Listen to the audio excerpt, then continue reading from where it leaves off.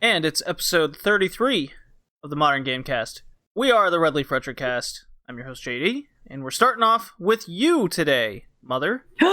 Me today? Yes. Oh, no, I don't know if you want to do that. You are not the main event, you are the opening match. So therefore you have to start off the podcast hot and ready for the audience to bring the excitement. Last of Us Part 2? That's right. That is the game of the month for June. We are doing the June games. I have already recorded every game from the month of June with Jay, whom will be nice. I'll be doing that later. But he had a family emergency before we recorded our Last of Us 2 discussion.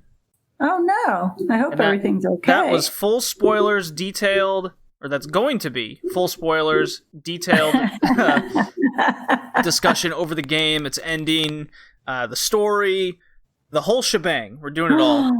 Wow. And I only watched part 1 of part 2. I don't know how many parts there are, but 3.5 hours for just seeing, the first half or whatever. Well, the game took me about 22 hours to complete. Wow. So it wasn't as long as Final Fantasy VII Remake. It took me just over 30. Well, I was told I should have watched Last of Us Part 1 to get the basis of the whole thing. But I'm like, it kind of already gave me a synopsis of it before, watching Last of Us Part 2. Kind of what happened, any information that's pertinent to part 2, they recap for you and that's what throw I figured. Into the story, so it's totally fine. Yeah. The thing I about didn't feel lost. Oh, well, I don't feel like I lost anything because I didn't know anything. I'm like, okay, whatever. I don't think I missed out on anything. I got it. So it's a game made by Naughty Dog. It is a PlayStation 4 exclusive. It is the sequel to the well-renowned and highly successful The Last of Us game that came out on the PS3. Mm-hmm. I played it. I've played it multiple times through. I absolutely love the game. I love the story. The graphics are incredible. Yes, very much so. I truly believe that even with the new consoles coming out at the end of this year, the launch titles will not look as good as Last of Us Part 2. That's how gloriously great this game looks. Yeah, it was... I was watching it through MK Ice and Fire. I am familiar with this one this time. And the graphics, I started watching it, I was like, okay, it's 2:00. I'll watch it for an hour. And then I go, oh, it's 3:20. Been watching it, watching it over an hour, and I really want to see more, and so the next thing I know, I go, because now I have to take Dean home, and I go, well, how much time is left? There's like 3 minutes left to watching the first part of this, and I'm like, well, you may as well stay and finish watching it with me, because Dean kind of liked watching it too. I go, we don't have to watch this. He goes, no, I'm okay. You got to do it. I go, I don't have to do anything. You can stop whenever you want. I said, I'm enjoying it. So I don't know if you're enjoying it. He goes, no, I'm enjoying it. So, okay, we'll watch the rest of it. And it was like, okay, now it's 5:30. And I go, well, shit, let's just see how much time I got left on this. Okay, we got 3 minutes. So can you wait 3 minutes? Yeah, I'll wait 3 minutes. So we finished watching the whole thing. So we ended up watching, 3.5 hours. So take me through the story, your thoughts on the story, the gameplay, all of your thoughts over The Last of Us Part 2. Because it's become a very divisive game in the gaming community currently. Why? What's divisive about it? So there's some Such a controversy. word. Well, there's some controversy in the game in general. Before the game was delayed. Wasn't a fan of the girl on girl thing. I mean, I can do without that. Well, some people, not that there's anything wrong with that. I don't think it needs to be in the game. That's just my thought. But now that we're in the new world, okay, whatevs. I'm glad they didn't take me all the way into them. But I do know that there's games out there that actually, they take it all the way into the sex part and showing everything. And I'm like, there's a sex game. There's a sex scene in this game. I'm aware. I saw it. Oh, even further on? There's another one, yeah. Oh, well, I'm glad I didn't go any. Oh, Is it guy on guy? No. Oh, okay. I know. Is Very it guy and girl? Right? Is it a girl and guy? Yes. Okay. So the controversy and divisiveness. A lot more again. I guess I'm going to have to watch part 2. The game was delayed multiple times, and then leaks came out spoiling certain sections of the game. People got really upset with what was spoiled, and then Sony, along with Naughty Dog, started invoking copyright strikes and takedown requests, legal actions being taken for just trying to keep this game under control, which is kind of not illegal, but it's very scummy what they were doing, and a lot of fans of the first game were very pissed off. Doing? Sony and Naughty Dog themselves, yes. What they were doing was nasty? Yes. And then the game came out, finally. It's been highly touted, highly anticipated, and review critics, Sony and Naughty Dog, invoked a injunction that you could only review or reveal in your reviews the first half of the game. Okay? Mm-hmm. So a lot of these reviews are 9 out of 10s, 10 out of 10s, etc. Perfect scores, very good. Mm-hmm. But they leave out the entire second half of the game. And for a long story-driven game, that can be very misleading. And I think it is misleading. Not can be, it is. And then upon playing it, when I got to that halfway point, something very dramatic and drastic happens, left turn 180 style. Yeah. And if you look at all of the user reviews, very low scores. And it's at that point where the game really falls off a cliff in a lot of ways. Just from a narrative perspective. Just from that singular device that they use. So that's the big controversy there, and divisiveness. So, what did you think? And take me through your thought process, the characters, the story, whole deal. Well, when it first started, it was giving me a background about Ellie and what happened to her, and that she's immune, and Joel got her away from the scientist who would have killed her. Yep. And then 4 years later, she's all grown up and in the town of wherever. Jackson, Wyoming. In the mountains. And Joel and Tommy? Do I want to say? Okay, Tommy. I can't remember. Was that his brother or just a real good friend? Brother. Okay. So the group of them have to they go on patrol and they find things. And who is the guy that had the pot underground? Yeah, he was an older guy that used to do patrols. He died at 73. Yeah, you never really see him, but what she has to, always collect nuts and bolts and things for her medical. And I didn't really know at the beginning what she was immune from. And it wasn't until you get further in that you realize, oh, okay, these are zombie people. And, so there's a lot of messages that she has to pick up. Mm-hmm. Ellie does. And I was in, I guess, the second hour of watching it when the group, can't recall the group's name, Federation, whatever they are. Wolves, what they go by.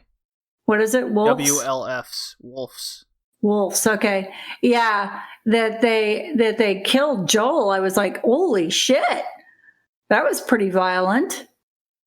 Well, it's a woman and her comrades, right? That are part of Wolves. It's not really a directive from Wolf, despite, what you're led to believe. It's just it's just these group of people that had a vendetta against him. Yeah. So I don't know what the vendetta was because they really didn't say what he did. But they were after him all along. Yeah. And that him and Tommy actually find that girl out in the forest and bring her back to where she was. And then when he tells her his name, she goes all whacked him to death. Yeah, so no proof or anything. Really just, hey, my name's Joel. Oh, I'm looking for a Joel. Must be you. Right. Like, what? Right.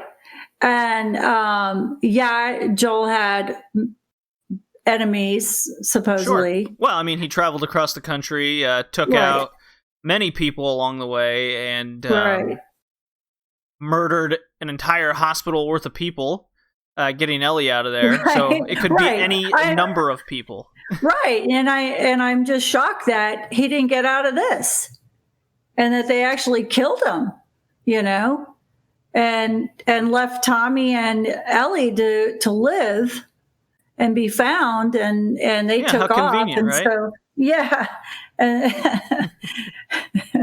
Oh, that's a big theme in the game. Oh, how convenient they survived. How convenient they lived. Oh, what a convenience. This guy just happened to not shoot in this second, or whatever. But as soon as you meet, as soon as Joel or another character, it's just bang, they're dead. Oh, okay, cool. I guess plot armor didn't work for them in this one instance. Yeah. I'm like, wait a minute. He's killed all these people. He's gone through the entire country. And then they take over and kill him. I'm like, what? So, so then Ellie and her friend take off after Tommy because now Tommy's he's up for revenge. And so I'm surprised they hadn't caught up with him yet because he was only a day ahead of them. Yeah. More so issues. Yeah, so kind of where it ends up that where I ended stopping for after 3.5 hours was when when she was playing music or whatever. Yes. And you just got to Seattle. It's a little open world area. That's really the only one like it in the game that you come across. Oh, okay. It's a very strange section of the game. It's interesting how the game has all of these areas, right? And the objective is environmental immersion. And I will go into much more detail with Jay on the importance and focal point of the game in just that aspect. Because the Seattle environmental immersion is it doesn't do anything truly different than, say, a game would in the past, right? Because it's an open world, but it's constricting you in this open world, and nothing's really happening. You're not really doing much. There's no character development. Nothing. Absolutely nothing went on. And that was for what? For like almost an hour of nothing. Right. And that's a big issue in the game that I had, is there's just so much of this of nothing that's happening. And the objective, is environmental immersion. And the immediate reaction to getting to Seattle and seeing everything is, like, that initial viewpoint is good, and then it doesn't keep you invested in that environment. Okay. So they had some areas where, they had to kill some zombie like people, and okay, whatever. Right, and that was it. That's not any different than the previous game. Okay. Yeah. It's just now that they give you the illusion that it's an open world, and much of what you do in there is very optional. But with this new mechanic of, I can go in and out of any building I want, pretty much, you find yourself wasting more time than you need. Yeah. And you don't get anything extra by discovering and scavenging, right? Right, because they point out, there's the court, and then they just keep going on, and they end up in this one other area of Seattle, and they go, well, we need to go to the court. I said, and I even said to Dean, I go, weren't they just there? Right. He goes, yeah, but they didn't go inside. I'm like, what do you need to go inside for? They probably need to find some stuff. Oh, okay. Well, that's stupid. Well, they were Why looking didn't they for just do that in the first place? Well, they were looking for gasoline, and there was 2 locations that there could possibly be gasoline, and so you can power the generator that'll open the gate. A lot of instances in the game is you do these things one time, right? And then it wants to introduce a new mechanic and another one and another one, but they're not mechanics. They're things like, okay, this time I'm going in this open world to find gasoline, so I'm going in and out of these buildings that's marked on a map. And then later on, it's very much rinse and repeat of some really low-key do-nothing formula that's like that. Whether you can stay engaged in the cutscenes and the story and the environmental engagement, it's really up to the player, rather than you actually playing something or having meaningful dialogue or character development. You got a lot of that in the first game. And at one point, I'm like, I'm getting dizzy because this guy is going around and around. I go, God, I wish it would stop moving around because I'm getting dizzy because he's not going anywhere. It's like he's letting me see everything, but actually he's looking around because he's probably got to find something. But he kept doing that. I go, I'm getting dizzy.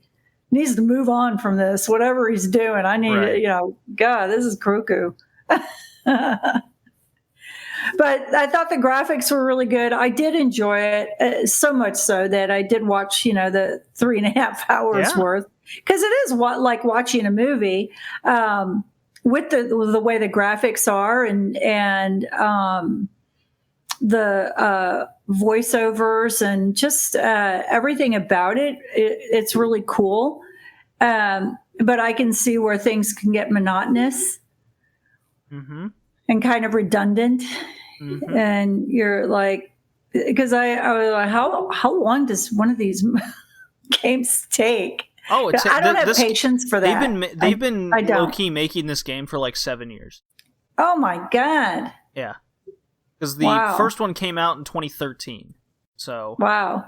they've made games in between, but I think they first announced this maybe 3 or 4 years ago or something. It's taken a long time to make. Well, they've done very well at it. I mean, the graphics are really good. You know, down to the point where, you know, everybody's got wrinkles in their shirts, or, you know, the hair is mussed up. You know, it's got hair.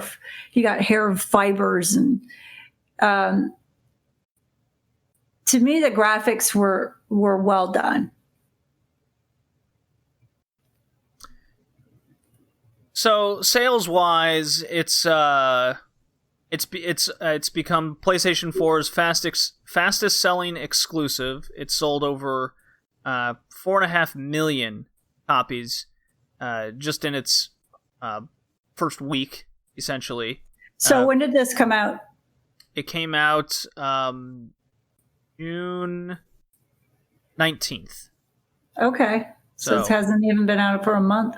The theory, though, is because it's had so many issues with fans that this is already the peak, right? This is how many you're going to see, rather than everyone who gets a console, or over time it just keeps going up in sales, right? So they're not going to see that, they're thinking.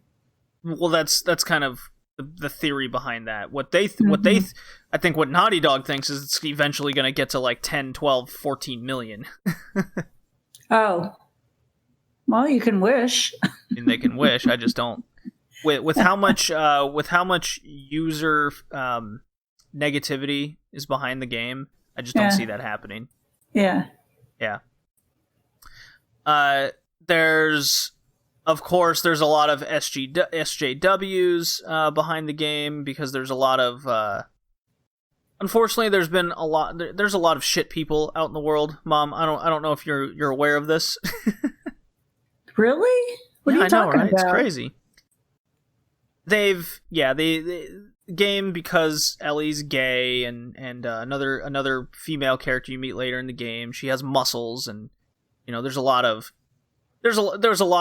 death threats and abuse towards people involved in the game, unfortunately. What? Yeah.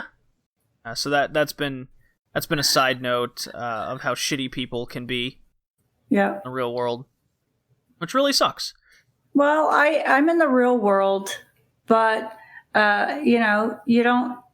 The thing is that it's going to be there regardless, and you don't have you can move on.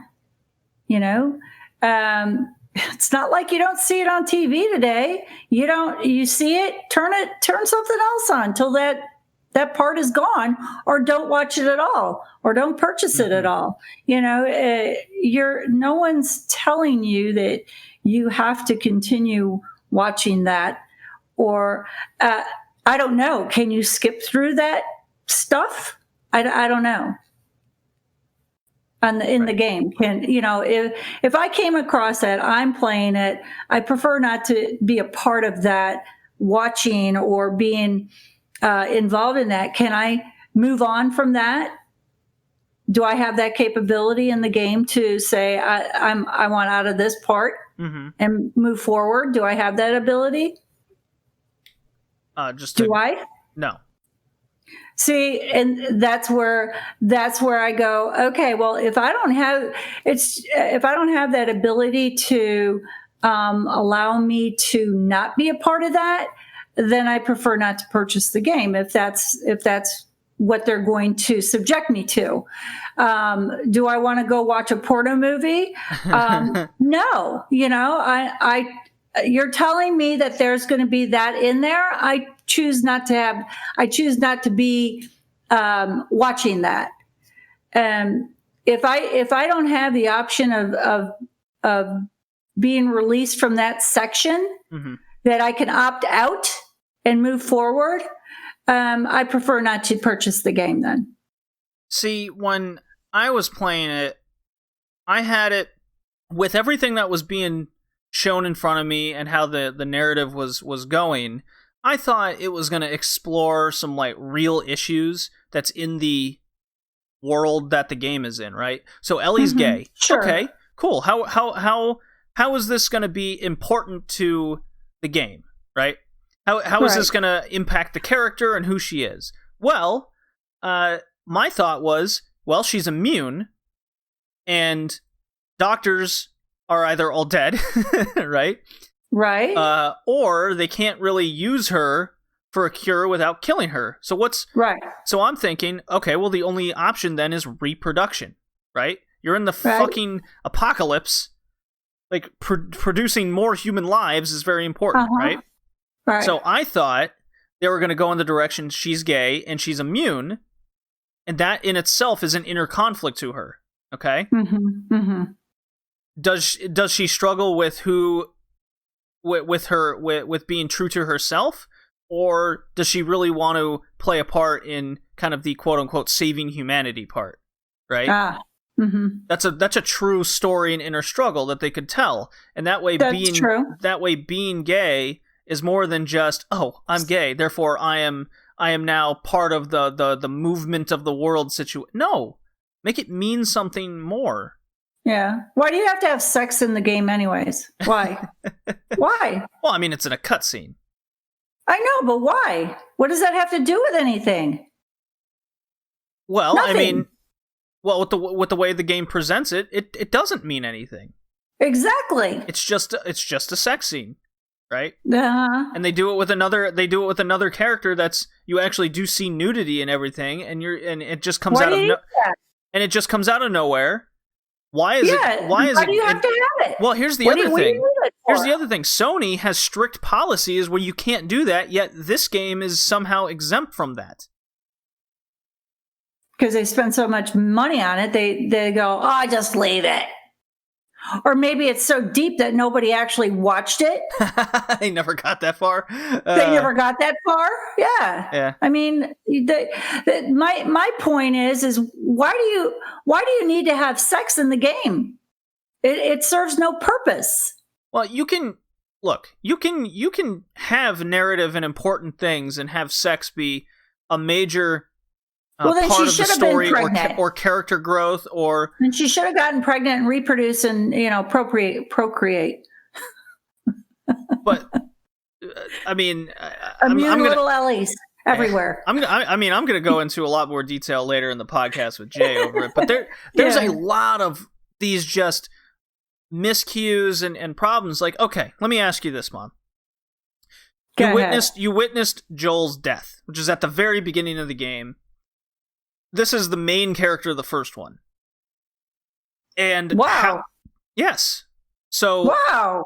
Yeah, why'd you kill him off? That's good question. He's going to be reincarnated. Maybe he didn't really die. No, he got his head bashed in with a golf club. He's pretty. But everybody comes back some way or another. Not in this he comes back. No, he's super he's dead. Totally dead. They buried him. Yeah, he's totally super dead. They put him in the grave. Yeah, there's a grave and everything. He's toast. Maybe. So your main character from the first one that you've grown attached to, loved, gets killed. Just bang, he's dead. So my initial thought was, well, that was kind of random and out of nowhere, but maybe I'm going to wait for the payoff, okay? Sure. How is this going to pay off? Because if the payoff is good, or they build up to, again, going back to the narrative, build up between Ellie and maybe the character that killed him, or the group that killed him, she learns what, when, where, how, and why. Yeah. Right?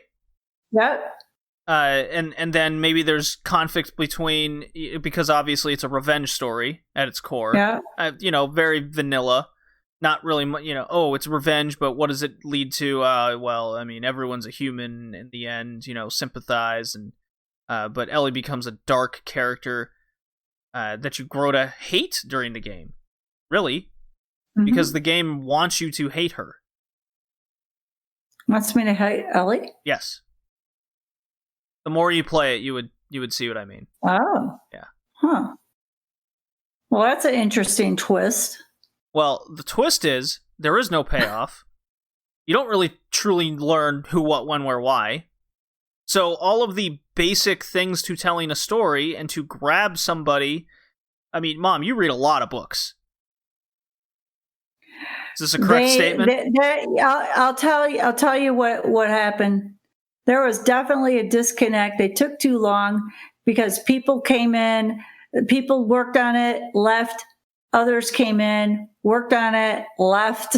You've researched this game a little bit. No, but that's what I'm thinking. Because that's what happens. That's what happens.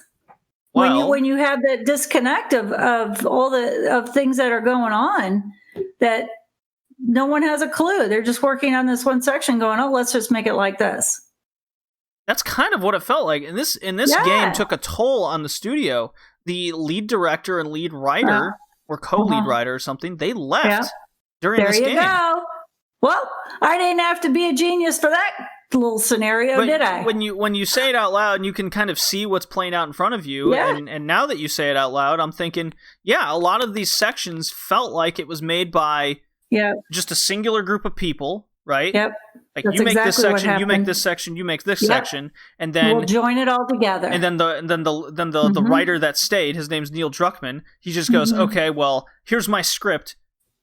You get this part, you get this part, you get this part, and then I'll just piece it together like a puzzle. But if this doesn't fit, I'll just cut this part and tape it together. Yeah. We won't worry about it. There's your cluster mess of what happened. That's too bad because it really could have been more successful than it was. Do you remember when we were watching the Netflix series The Witcher? Yeah. And we were really confused at the beginning. Yeah. And then the more we watched, we were like, okay, now we're kind of getting it. It was very disjointed and everything. Right. This one's like you get what's going on. Like, you understand what's happening. But in my case, I get what they're going for, but that's dumb. Like the whole time. Well, and here's what happened. So, and probably why I was watching it for as long as I did, because I was waiting for something more to happen, and it didn't. Because at the beginning, it was making sense. Things were working. But then when Joel got killed, I'm like, what? And then after that, it just went just like, oh, what are they going here for? And I was even asking Dan, I go, what are they going here for? What's the point? I don't know. Exactly. You don't really know. A lot of things just happen. It's all convenient. And like when they got to Jackson, I'm like, cool. So like what's your first instinct of how a story is going to start out, in a a fungal zombie apocalypse in this town they've made in, it's Wyoming or Montana. I can't remember which state it is exactly. Whichever. So they're in this cool town. You're learning all these characters. Yeah, they're back. And the thing is, they go, oh, so it's back to the cowboy days. Okay, cool. They're riding horses because they don't have electricity anymore, and they don't have, you got the old trades for, Paid so too much for this coffee. Right. So it had a great beginning because they had the original writers and everybody who was into it. And then after that, it started falling apart. And honestly, I had and my own thought was, well, it really wasn't doing much for me at the end. I'm not even interested in seeing the second half. There you go. Because I liked the beginning, but then when they got to when they got to Seattle and the wolf, stay out or else complex, I was totally getting bored. Like, what the heck? This is, it's just whatever.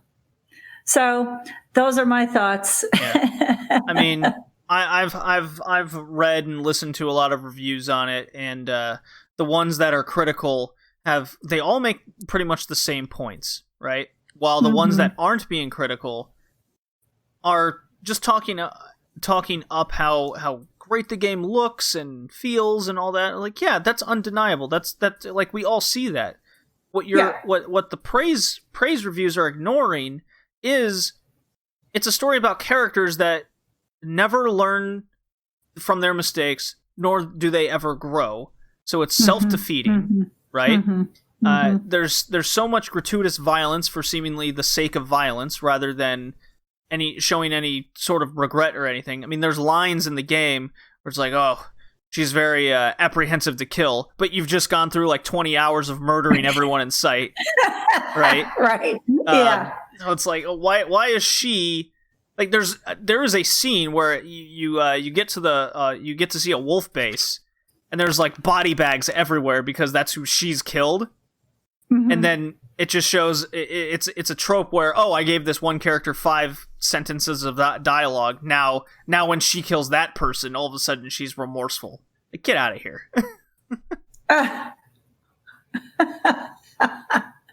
Makes no sense. Yeah, and so I just watched an anime called Vinland Saga, which is an anime fully focused on, at least this part of the story, is a kid wanting revenge for his father's murderer. Okay? So he joins this Viking group, this mercenary Viking group, and every once in a while he gets to duel the dude that killed his father just to try and kill him, right? Yeah.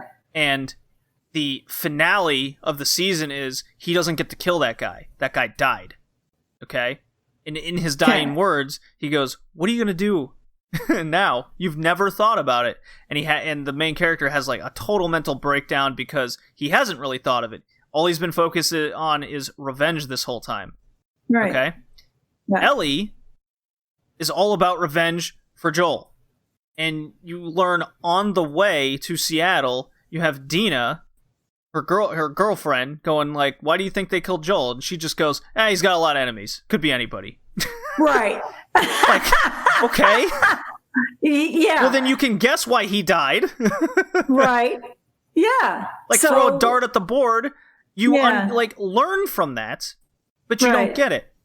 Right? In the case of Vinland Saga, his father was dueling this dude, and the guy cheated to win in front of him, even used him as a hostage, so he fought dirty, so he's pissed off.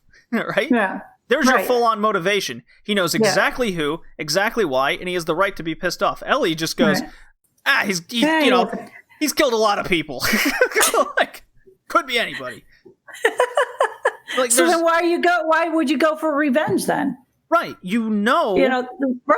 you know that he has a lot of enemies, then what difference does it make at that point? Right. And that's... So what are you going after? And that's always the crux to revenge too. A revenge story is, well, if you know this, then you learn from it, right? And so it's a story about learning that revenge isn't the answer. And of course, this story doesn't do that right at all, one bit. Does she ever catch up with Tommy? She does eventually, yes. Okay. Yeah. So. What's Tommy's purpose? Tommy wants revenge too. Yeah. Tommy wants revenge because they killed his brother. Right. So his motivation's the exact same, right? God, another spam email. All right. So, are you going to go back to watching more of this, or are you going to watch more Final Fantasy VII? What's your verdict? Did I watch Final Fantasy VII? Yeah, you did back in April. I did watch. I would rather watch Final Fantasy VII over this. Yeah. Okay. Yeah. You like your sci-fi stuff. I do.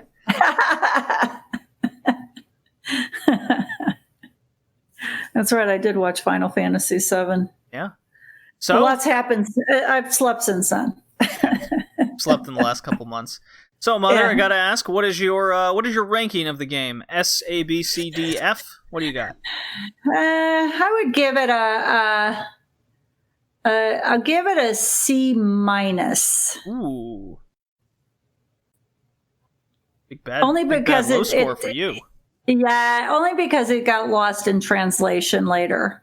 Okay. And unfortunately, even not knowing until now, that disconnect was there because people quit or got fired or whatever. So, unfortunately, it took a long time for this to come out, and for them to put out a product like that, it's very disappointing to a lot of people who've waited for this to come out, and to have the disconnect of characters that really shouldn't have been eliminated. Not in the way it went down, at the very least. No. So in that regard, I'll stick to my C-. It was a little on the disappointing side. Oh, okay. Yeah. Well, we're at the halfway point in the year, and so far your top 2 games of the year, Mom, are Final Fantasy VII Remake and Animal Crossing New Horizons. Well, there you go. Those are your top 2 games. And there you have it. Yeah. So our next game, that comes out on July 19th, is Ghost of Tsushima, a crazy samurai game coming out. Also story-ridden, it seems. Ghost of Tsushima. Yes. July 19th it comes out? Yes, indeed. Okay. I got that game on pre-order. That's my most anticipated game of the year, actually. Is that your PS game? That is that's a PlayStation game. Yeah. So, all right. All right. I'm kind of shocked you watched as much as you did. At least you enjoyed it I to did. an extent. I enjoyed it up until that point, and unfortunately, it was disappointing at that ending. Mm-hmm. My last final thought with you is, and question is, when it was switching back and forth between Ellie, Joel, and Abby, the character, the woman with muscles. What did you think of the switching back and forth, and then how that all kind of wrapped together for that one moment? Was that too much, too little, too fast in between? I'm not sure what area you're talking about. The very beginning of the game. So you start off with Ellie and Joel, and then you're only Ellie, and then you're only Joel. You're seeing their perspective, and then you switch to the woman in the mountains, and then she meets up with Joel, and then you get the whole, hey, I'm Tommy, this is my brother Joel, and they blow his leg off kind of situation. It kept switching between a bunch of the characters at the start. Oh, I don't know. I didn't feel, I didn't feel anything awkward or anything like that. Is that what you're referring to? Yes. No. I just thought they were bringing in another character. I didn't feel anything. I thought so too. I thought that's what they were doing, and it was going to be something involving Jackson, and this group is actually like this, could be a mercenary group or something that wants to take over the town. Or that's what I thought at first, that I knew they were looking for somebody, because I wasn't really sure what that was. I thought they were looking for Ellie. They heard the rumors. I didn't even think that. I just felt, I knew they were looking for somebody. I wasn't sure who they were looking for, because I don't think they ever said who they were looking for. No, it wasn't until he's like, oh, Joel, that's the guy.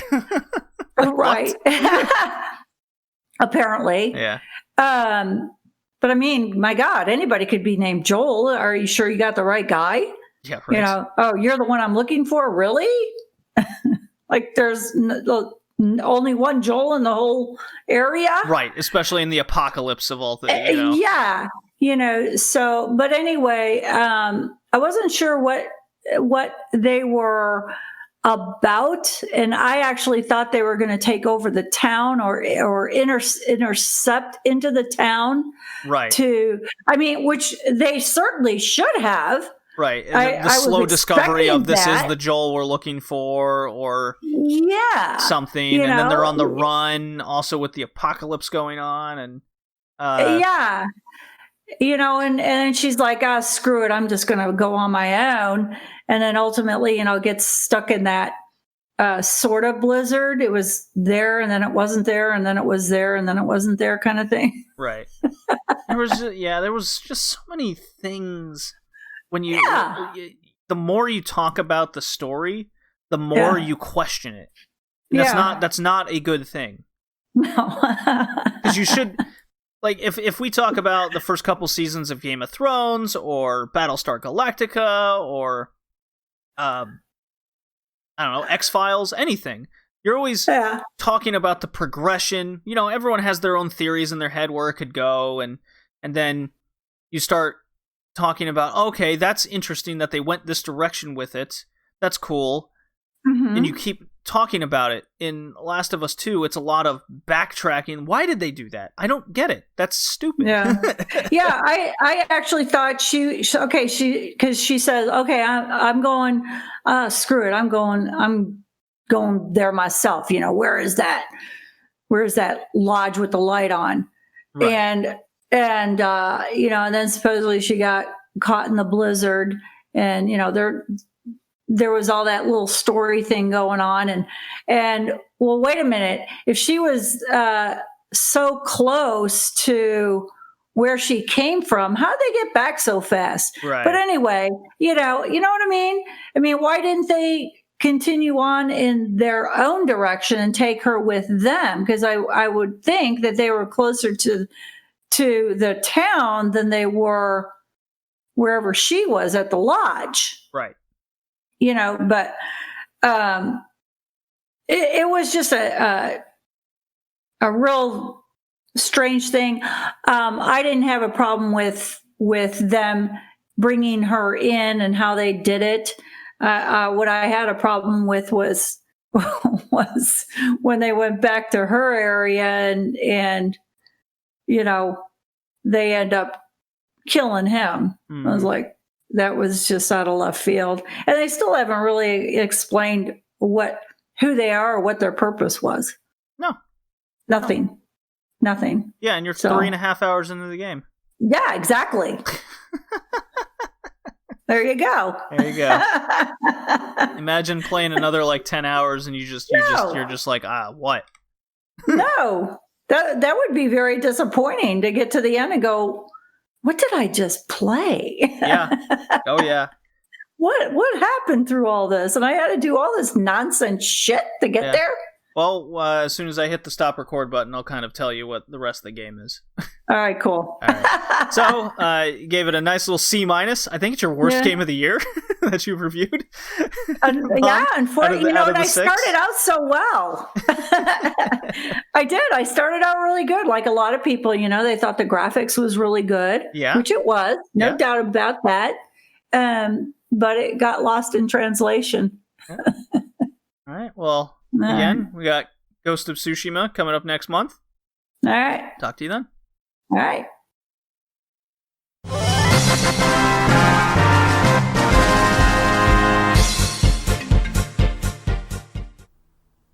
Jay, we're back for episode 33, Modern Gaming Cast. Just heard my mom talk a lot of Last of Us 2. Very surprised she watched as much as she did. That was spoiler-free. So, of course, we're going to do the spoiler and more in-depth part of the Last of Us 2. But that's going to be the last game we talk about on the podcast. That's the main event. You okay with this? I'm fine with this. We both have things to say.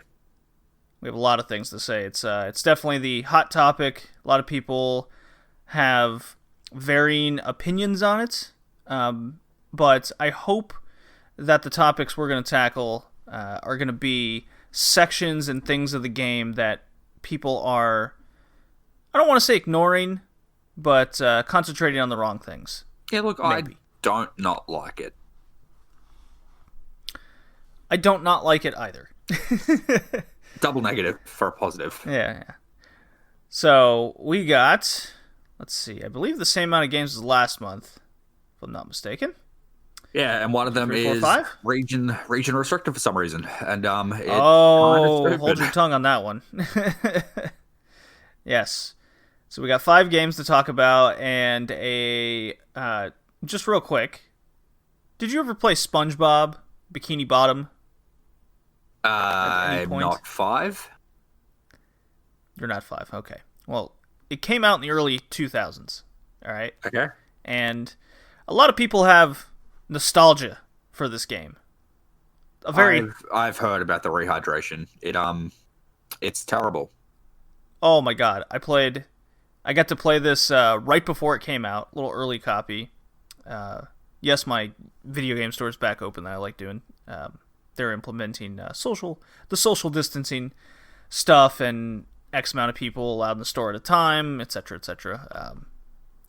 So I got to play this, and I asked them if they had any copies of the original Bikini Bottom, and they did. So I played a little bit of that first, then I played a little bit of the remaster. Now, you and I know something about remasters. I mean, fuck, there was a whole month of like remakes and remasters in April. It was great. I liked them.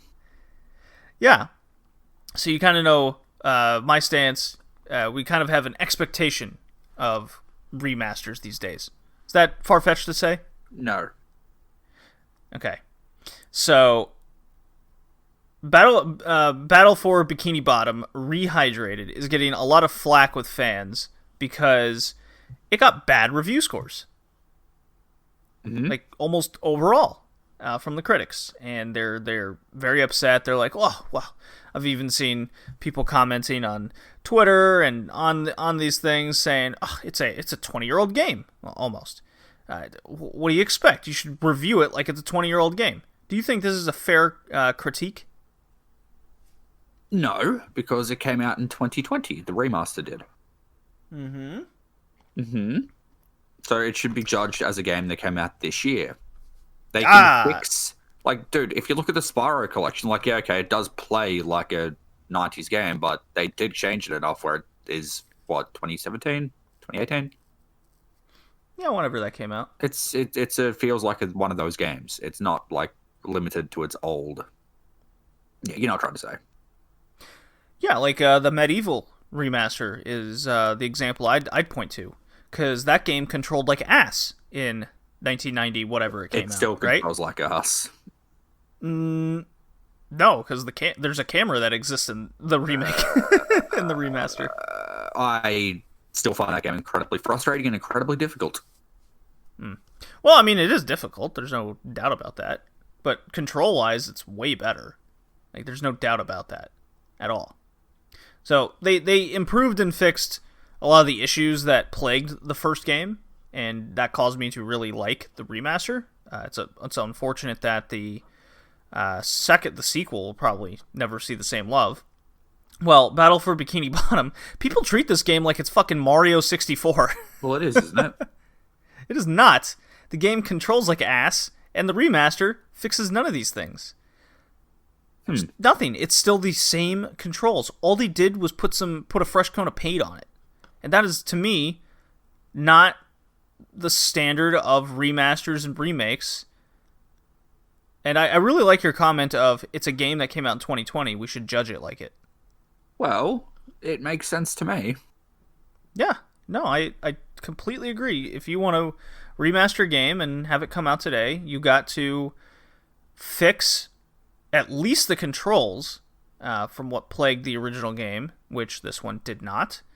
And you gotta change some things that, like level designs. If there are some more egregious things, like okay, here's an example: the falling boulder level in Medieval. Oh god, it's a nightmare. Yes, it is. Right, but in the remaster, because you can actually visually see everything better, they revamped a little bit of the health system to be more forgiving. They do things where it's not a nightmare anymore. It's still difficult because the part is meant to be, right? Mm-hmm. But it's improved. Bikini Bottom, just nothing. Just nothing. It's garbage. It's a garbage game.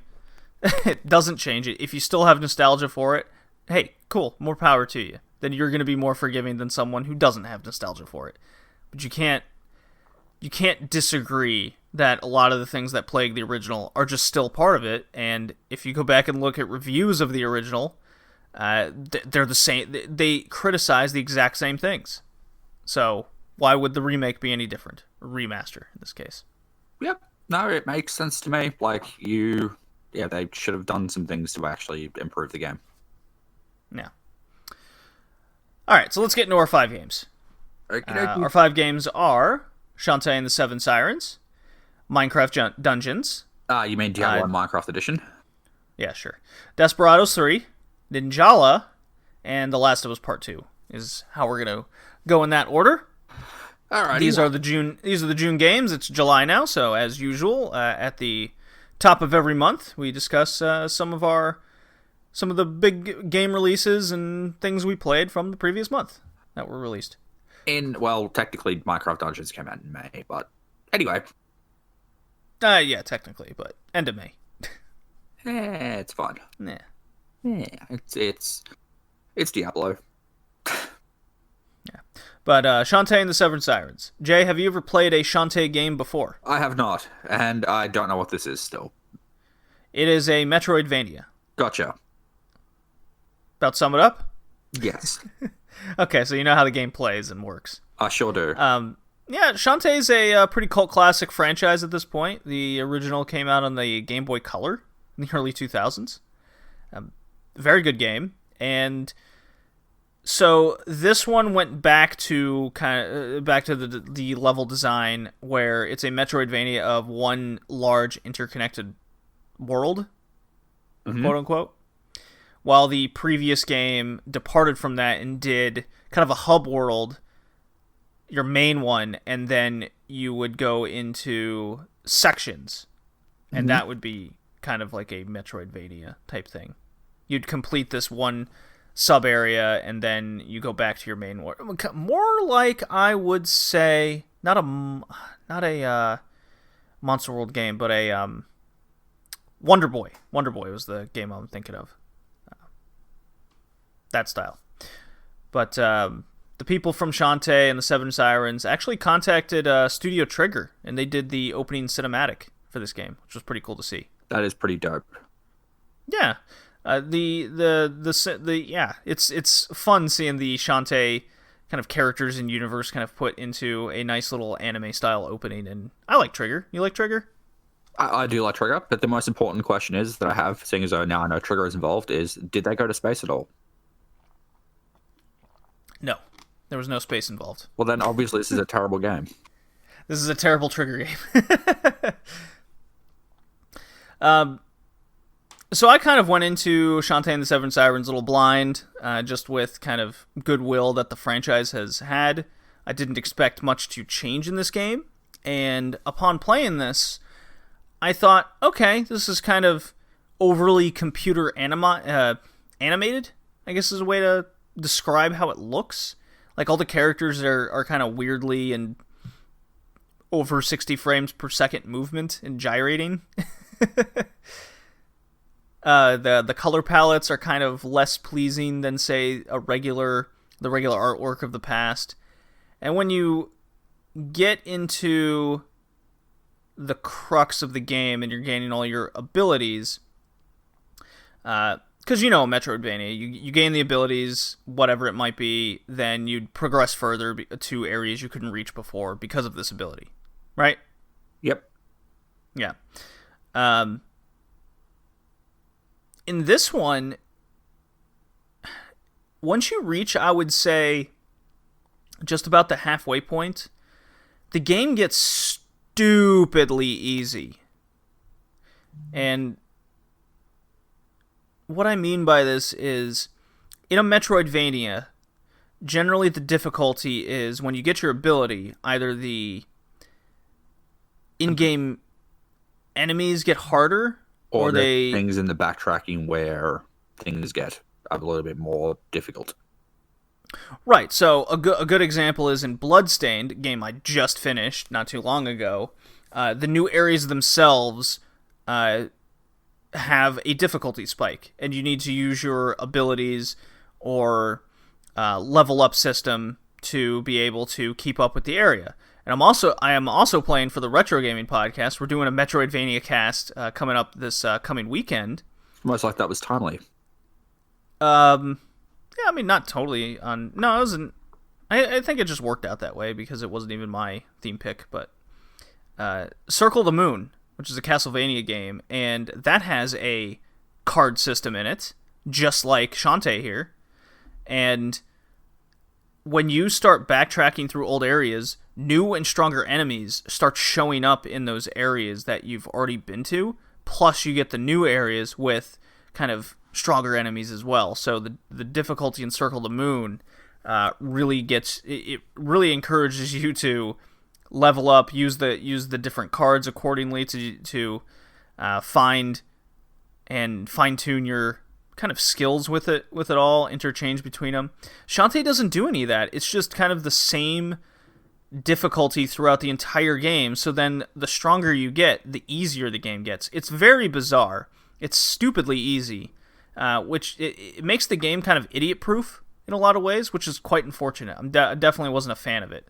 So wait, if it's idiot-proof, that means I should be able to beat it. Yes, you can beat this. It's very simple. Excellent. It sounds like a J game. I mean, it's definitely more relaxing. That first half, I was like, hey, this is cool. And then the more I progressed, I was like, man, I don't hate this. It's just kind of, I'm losing interest because all of the kind of game drive just dissipates as you keep playing. So. And, I mean, a lot what this game does, I mean, it's by WayForward.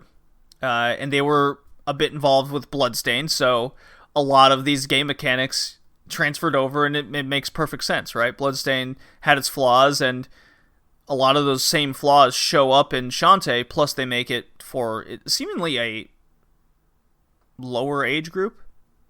I guess I can put it that way. Is it like Baby's first like Metrovania? It sure seems like that, yeah. So if you're like a fan of the Shantae series, I guess if you like the character art and you just kind of want a kick back, relax experience of Shantae, this could be for you. If you're new to Metroidvanias and you kind of want an easier experience getting in, this is for you. If you're a longtime Shantae fan or a big fan of Metroidvanias and you're looking for a much more in-depth experience, this is not the game for you, I would say. Fair enough. Well, I mean, yeah, okay. I'm not really a Metroidvania sort of fan, so I don't think it's going to be something I'm going to go play. I don't know, I've seemed to have played a lot this year. I got Ori, Will of the Wisps, I Bloodstained, I'm playing Circle the Moon now, and now Shantae and the Seven Sirens. Like, I can see kind of what the very best of Metroidvanias do, and Shantae just doesn't reach the same tier as those, if you know what I mean. Ha ha ha ha. You know, I know what you mean. So where would you put it on our list? I was going to make a tier joke, but I got nothing. You know, unfortunately, I think this is one of the worst games we've played this year. Because our list is actually, we haven't played atrocious games this year. We really haven't. We did play The Last of Us 2. It's not that bad. Come on. So, I think with our tier this year, because we haven't played any busted ass piece of shit games, right? I mean, it's almost like those are just going to automatically belong in the F. So I'm going to be really harsh on this one, on Shantae Seven Sirens here, and put it in the D ranking. I think it's like the character animations alone are egregious. As an anime fan, Jay, you would hate this game. Right.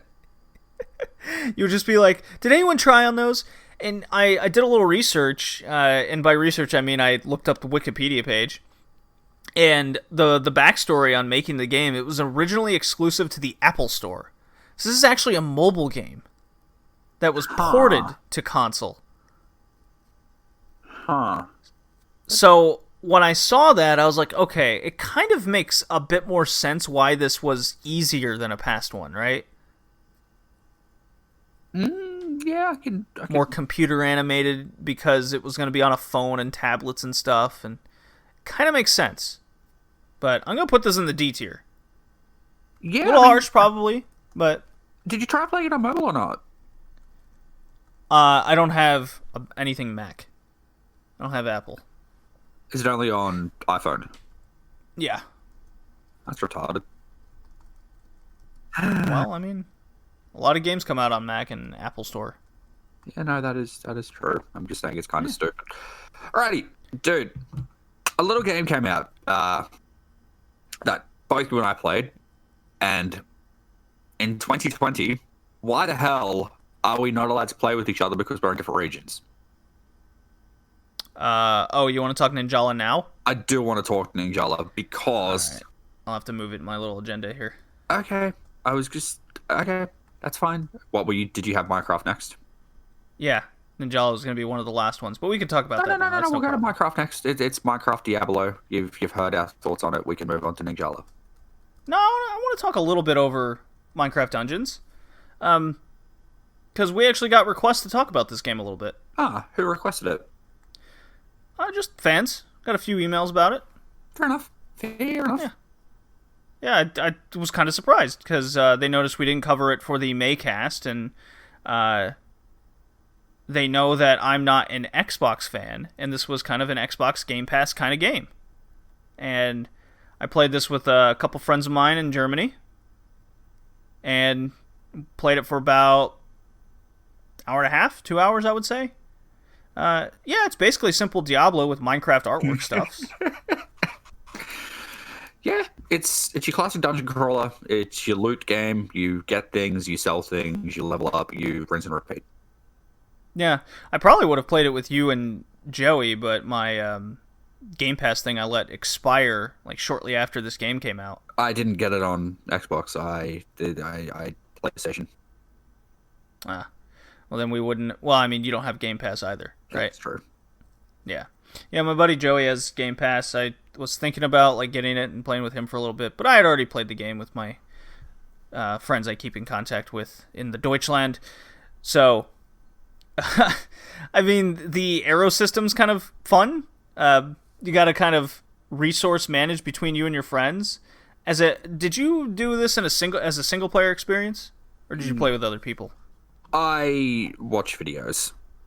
Okay. So I can't imagine that this would be even half as fun as a solo experience. This is... Well, that's usually how these kinds of games are. Like, they're more of a social sort of thing as opposed to single player. Yeah, I get that, but you know me, I'm generally kind of a solo gamer, unless I got friends over and then it's a passing the controller or a co-op experience, something like that. So then what made you play with your German friends? It was just something to do. We got requests for the podcast to cover the game. I figured I'd give it a try. You know, kind of.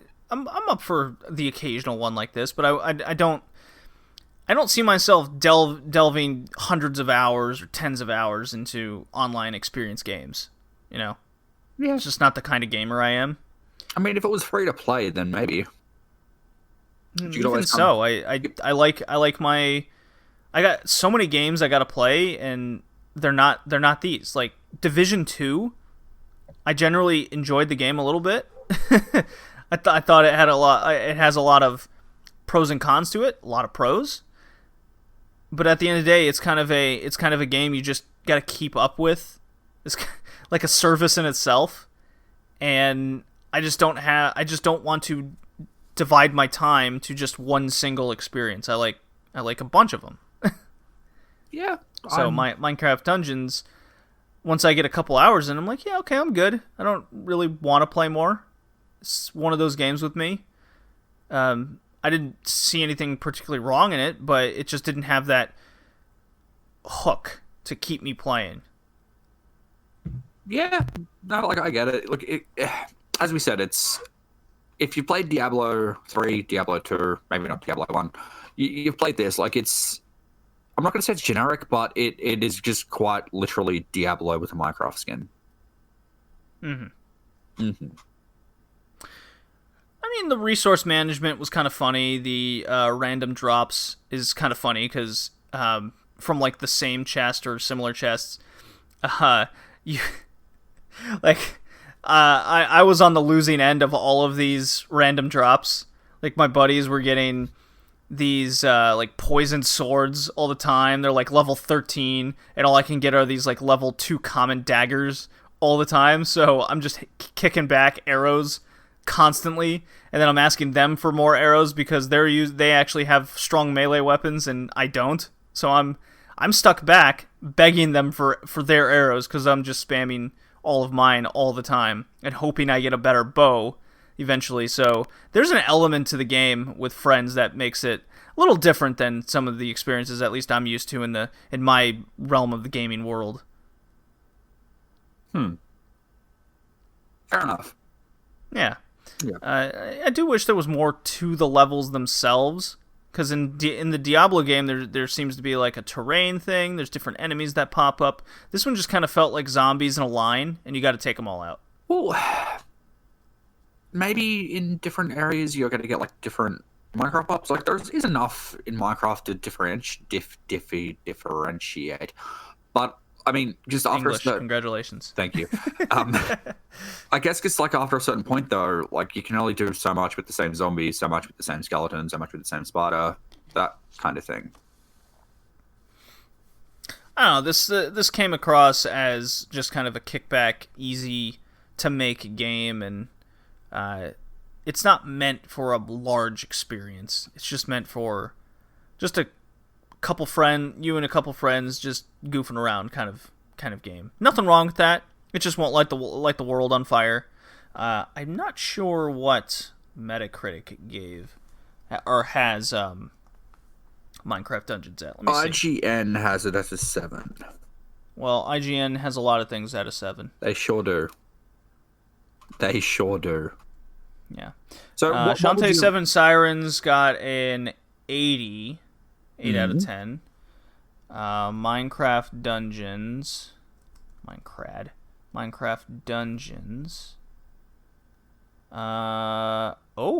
Only a 70. So same as IGN then. That's not good. No, it's not. It just means it's an average game. No, well, I mean, to me, an average game is 5 out of 10. Okay, but slightly above average. In terms of the gaming world, if you get below an 80, it's generally the game starts getting increasingly worse from there. From the gaming scores. Yeah. So if you're in the 60s and 70s, there's major issues with it. Look, as you said, with friends, I'm sure it's fine. I would give it a C for like with friends, with a D by itself. You know, that's fair. D by itself, C with friends. Strictly on that. So what would you like to see? I can get behind that. What would you like to see as the next Minecraft spin-off? Mario Kart Racing? Sorry, like a Mario Kart like racing game, or like a Smash Bros sort of thing? I kind of like the racing idea. That does sound kart pretty racer dope, kind of deal. That does sound pretty cool. Yeah. I think they could have. I think they missed an opportunity to do a lot more fun stuff in the Minecraft universe for dungeons. Yeah, they did. Yeah. So, I kind of want to. Are we gonna put it in the D? Are we gonna put it in the D tier just to be extra harsh? No, look. I'll let you decide. I'm gonna put it in the D tier. You're looking at this from a single player perspective, though, or you're looking at it from like a multiplayer perspective. That's the thing. I mean, multiplayer, it's C at best. Yes. That's the problem. D. Yeah. D Minecraft or Dungeons. not good. Yeah, I mean, yeah, it's not good. I do kind of want to play a Minecraft Mario Kart game now. That does sound pretty awesome. Aw. Because like, I bet you do. I bet you do. Well, don't you? Because it does sound really intriguing now. Dude, there's nothing better than like a silly kart racer. Yeah, I like those games. I mean, So, I had a bunch growing up. Those yeah. were my main focal points of games. So, I was a Crash Team Racing kid, but that's neither here nor there. absolutely. No, I'm with you. Yeah. All right, Desperados 3. Oh. All right, I'm Yes. going to sit back and let you talk about this because you played a lot of this game. Oh my god, it's an experience. Okay, so Desperados 3 came out mere days before Last of Us 2. And this game currently has an 86 on Metacritic. Okay. Okay. It is heavily flying under the radar of games this year. It also came out on PS4 and Xbox One. I got it on the PS4. It's definitely a PC-oriented game, just because the controls will take some getting used to, because it's the first two are PC strategy games, tactical games, and kind of converting the whole camera system to console just makes you the player. I very much admit it. I struggled with the camera a little bit. That first 1, 2, 3 levels, just getting used to how to maneuver it properly and be able to zoom in and out, flip the world kind of deal.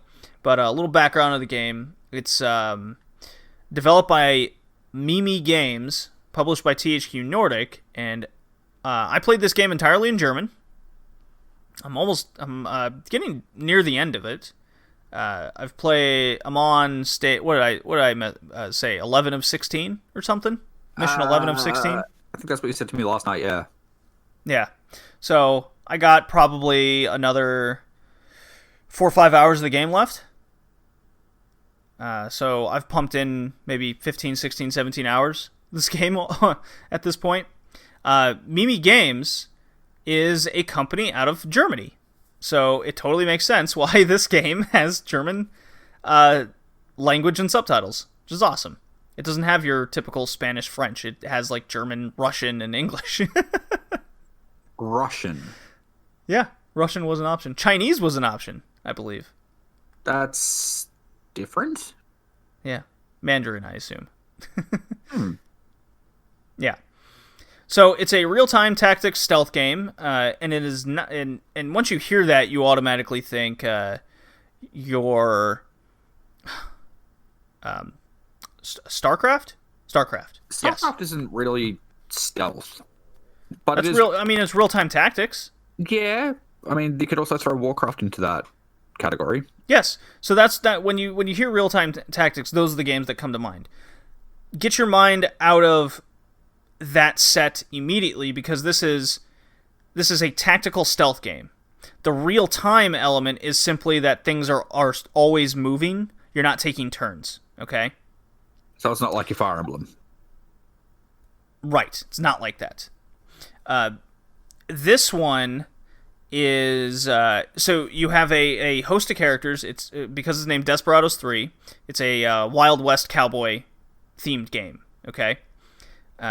You have your host of characters that are in this kind of cowboy generic plot system. The story itself isn't gonna light you on fire. Okay, you're not playing it for the story. Okay, you're playing it for the game, the immersive gameplay, because you will be engaged while playing this. And I found myself heavily engaged from the get-go. Your host of characters each have their own unique weapon and abilities. So your main cowboy guy, he's got two pistols, and he can also throw a knife. Okay, you get a big, wild, burly hunter guy. He's got a giant bear trap, and he's got a battle axe, so he can single-handedly take out large, kick-ass enemies. Right. You got a woman who's kind of that damsel type girl who can she can put on disguises and fake out enemies and maybe distract them and lure them, and then you beat them up there. She also has a short range silencer, which is kind of cool. Mm-hmm. And I just played a couple levels with one of the new characters where she's a Louisiana voodoo witch woman, and she can mind control people and stick someone with a dart and connect another person with a dart, so you kill two people at once kind of situation. That's what witches do. That is, well, I mean, she's voodoo woman, so it's pretty sick. Didn't you like So trap a chicken? so so there's one stage which is really tough. You have so you get your main cast minus the Louisiana woman that we haven't met yet in this part of the game. So they all this is right after you blow up the giant railroad track wooden bridge over the Colorado River. Okay, Right. and they all get like super hammered and wake up in various parts of town the next morning, and the town is just destroyed like something out of a comedy sketch. Like a piano's on the roof. There's horses on balconies. There's like all kinds of things are destroyed and out of whack, and all your main weapons are missing. So the guy with the bear trap has a rake now, and so you can lure people into the path of the rake. And there was one moment on that stage where I tried luring a dude into the rake so then I could take him out, and a chicken actually hit the rake and stunned itself. So I'm like, oh, okay, that's kind of weird. And then the dude was already there, so I had to knock him out. So then when I went to tie him up, I accidentally tied the chicken up instead, and then threw it over. I was like, okay, that's a thing. Oops. That's incredible. Yeah. So there's a decent amount of comedy to the game. That's, I don't know, I'm pretty sure it's unintentional, but there's a lot of, well, I mean, that stage in itself is comical. So you should have clipped that part. It's probably saved on the PS4 automatically. I think so. Is it a trophy? If it was a trophy, then you would have. No, it's not a trophy. There's not a lot of achievements in this game. There's in-game achievements, but not PlayStation achievements. Mm-hmm. So, the whole thing's kind of this top-down perspective, and you use the right analog stick to maneuver the camera, and then you can hold R2 and turn the camera, zoom in and out accordingly. Like I said, that's probably the most difficult part of the game to get used to, and each level is insanely large, coming from a strategy perspective. So the crux of you have your end goal. So for example, let's just keep talking about that. Destroy the bridge level. Okay. So the story is always the DeWitt Company are assholes, and you're trying to basically stop the assholes. Okay. In this case, you don't want your damsel's farm to be destroyed because the DeWitt Company is going to kind of blow through it and start a kind of a railroad through it. So your objective is to destroy the wooden bridge. Therefore, the DeWitt Company won't be able to come through town. So it goes into like this Mission Impossible thing where they're discussing. They go, okay, so here we are. There's our bridge. We're going to destroy it. But hey, we're going to need some dynamite. Hey, there's dynamite over there. We can either get the dynamite from the quarry section, or we can get it from the shooting range. But hey, look at all these enemies behind, along the way that we have to maneuver ourselves and either take out or stealth through. And then once we get the dynamite, let's go back to the bridge, plant it right here, get a good vantage point to shoot it, and then let's meet Hector back at the train and skedaddle. All right. And then it just drops you into this massive stage, and then you're just looking at it all, and it never fails. I always go, "Oh my god, how am I going to do this?" All right, it's a lot to take in. It's kind of overwhelming when you look at each stage because you just don't know how you're going to do it. But then, because the game is made so well, like each stage is divided into a section in which your camera can focus in on, so you're not constantly moving it left, right, up, down. You just get to that area, and then you stay there, and you're just trying to take out your all the various enemies that walk these paths, right? Certain enemy types do certain things. Certain enemies can view you with their little vision cone. Think of like something out of... I guess Splinter Cell would be an example. don't want to get in their field of vision. Otherwise, alarms are triggered and 1,000 people come at you and you die. Or you get hit. Yeah. Yep. So, but luckily, the game has a quick save feature, and it is the most glorious thing in the world. Yeah, I was going to bring that up if you didn't. Doesn't the game strongly hint you quick save? Like it's been this long since your last quick save. Yeah, so I didn't like that because it's a feature in the game that just it's in your fucking face, where it just goes, hey, you haven't saved in 30 seconds, you should probably do that. But you can just do what I did, go in the menu, disable it, and then there you go. But JD, solves that problem. How will you know when to quick save if you haven't saved in 30 seconds? Yeah, well.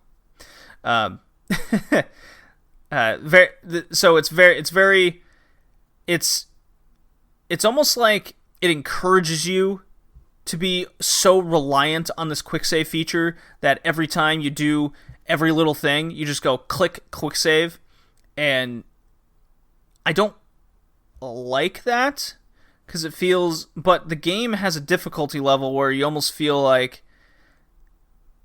that's the difficulty of the game itself, is how much are you going to spam the quick save option. So I can definitely see that turning off a lot of people immediately. And then there's a difficulty in itself in the game as well with, easy, medium, hard. It's not really much different from the way I'm just naturally playing the game. I'm playing this on hard mode because of the way I want to play the game. I want to be uber stealthy. I don't want to ever trigger alarms. I want to play the game like the narrative in front of me. So at least in that sense, I tend to quick save. I tend to have a pattern where I'll try to complete an area without saving a few times, right?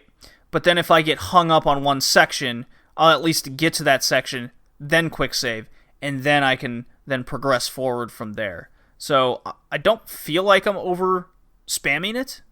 Right. Yeah. So, but I adore this game, Jay. I adore it. It's so engaging. Let me ask you a question. How do you fail a level? Is it one person dies, everyone dies? What's the go? Yes, you can't have a character die. So one person dies and it's a fail. Correct. But, because of the quick save feature, that's totally fine. And your characters are mostly together in some sort of sense at all times, because it's so satisfying to set up 2, 3, 4 of your characters to simultaneously take out 4 dudes in an area, because it's got what is called Showtime mode. Right. In hard difficulty, that in that sense, it's all in real time, right? Time doesn't stop. On medium difficulty and lower, it freezes time, and then you can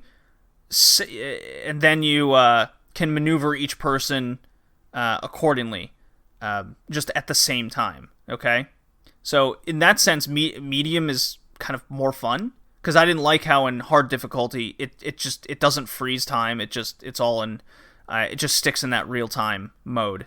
So I'm kind of torn between switching back and forth between hard, because there is an in-game achievement of just getting badges and whatnot of playing a level on hard mode. So there's that. Right. So, big question. Okay. Where do you put it? Oh. Well, I would say with all the unique characters, learning their skills, how to manipulate them on levels, it's probably the most engaging. I would say I'm more engaged in the tactics element of this game than a Fire Emblem game, which is extremely high praise. The executions of each character, there's the stories, nothing to write home about. It's it's kind of your John Wayne style story. It's a Wild West, right? I can't put it at an S tier, despite my love for the game. I get immediately this is kind of a niche category for a lot of people, You can play it. You can play it like an action game. There's so many different ways to attack and solve the puzzles set up in each level. I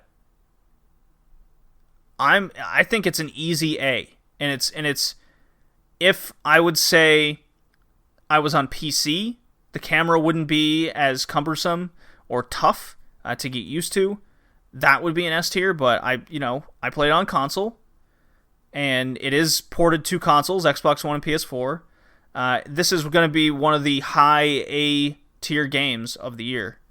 I vastly enjoy this game. If you like tactics, if you like puzzle games, if you like Wild West type stuff, there's so much to love about this.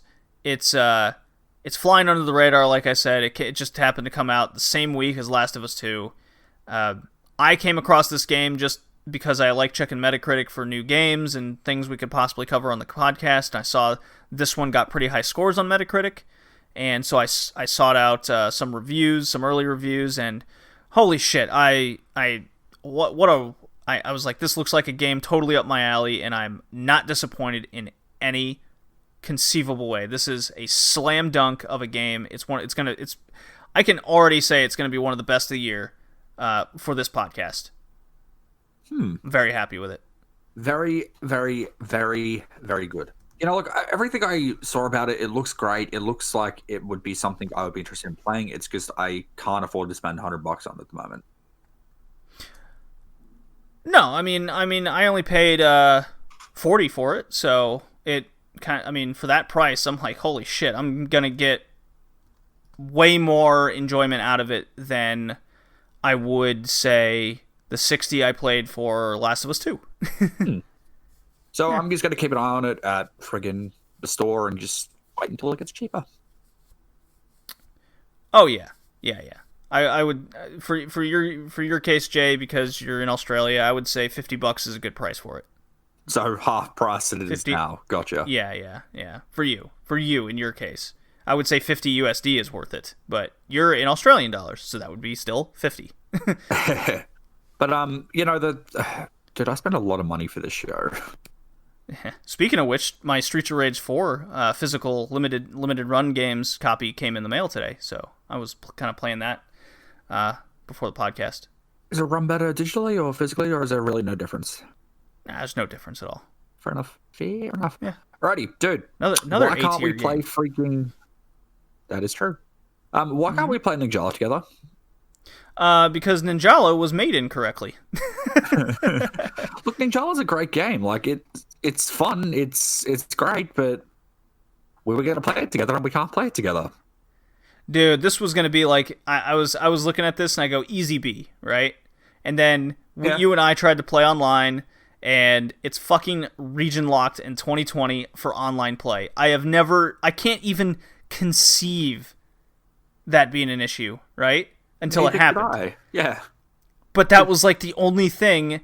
Like so it was you, me, and a guy named Kay. He actually runs a wrestling podcast, the Big Egg Joshi podcast. It's very good. He's been on. Go check it out. He's been on SmackDown as well. Yeah.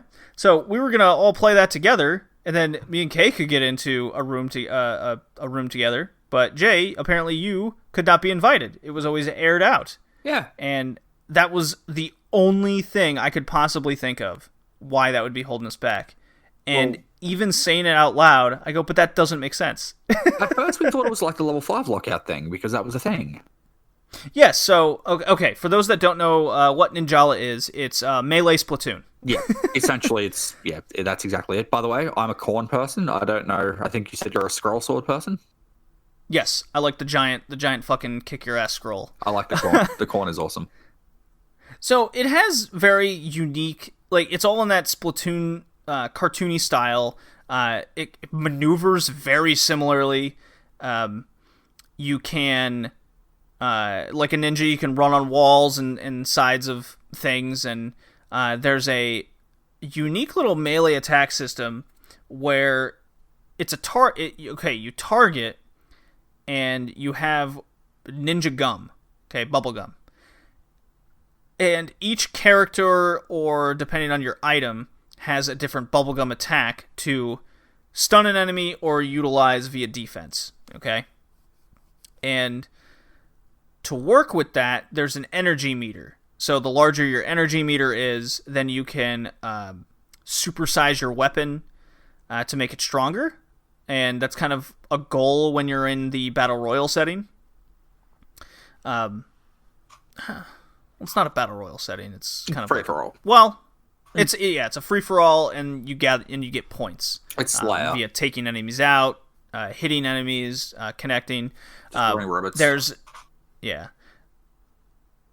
So you have your energy meter, you have your bubblegum, and then you have the encounter itself, in which you get stunned, and then you can activate your block. And then what that will trigger is kind of if you get locked in battle with another person, it triggers like this rock, paper, scissors situation using up, down, left, right. And I still haven't figured out what makes you win exactly. Neither have I. Like, my theory is if you're on defense, okay, and your opponent picks left and you pick right, you will then dodge their attack, okay? Right. That makes sense.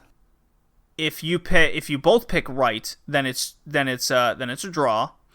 And if you pick right and your attacker picks up or down, now this is what I haven't figured out, then the attacker will win. And then they'll essentially kill you. Because that's what happens. Yes. Yeah. There's a little bit of the battle system I'm still kind of funky on, because it seems that there is a powerful attack you can do to take out a person's health bar almost immediately, as well as actually stun locking somebody. So once you lose your energy bars, then you're pretty much like, you got to run away. You got to bolt. Okay. So it kind of invokes this cat and mouse game if you're really bent on trying to kill somebody. Okay. There's also a function of points called the E-pawn system, where you kill somebody kind of using your last breath, so to say, and you will get extra points for survival.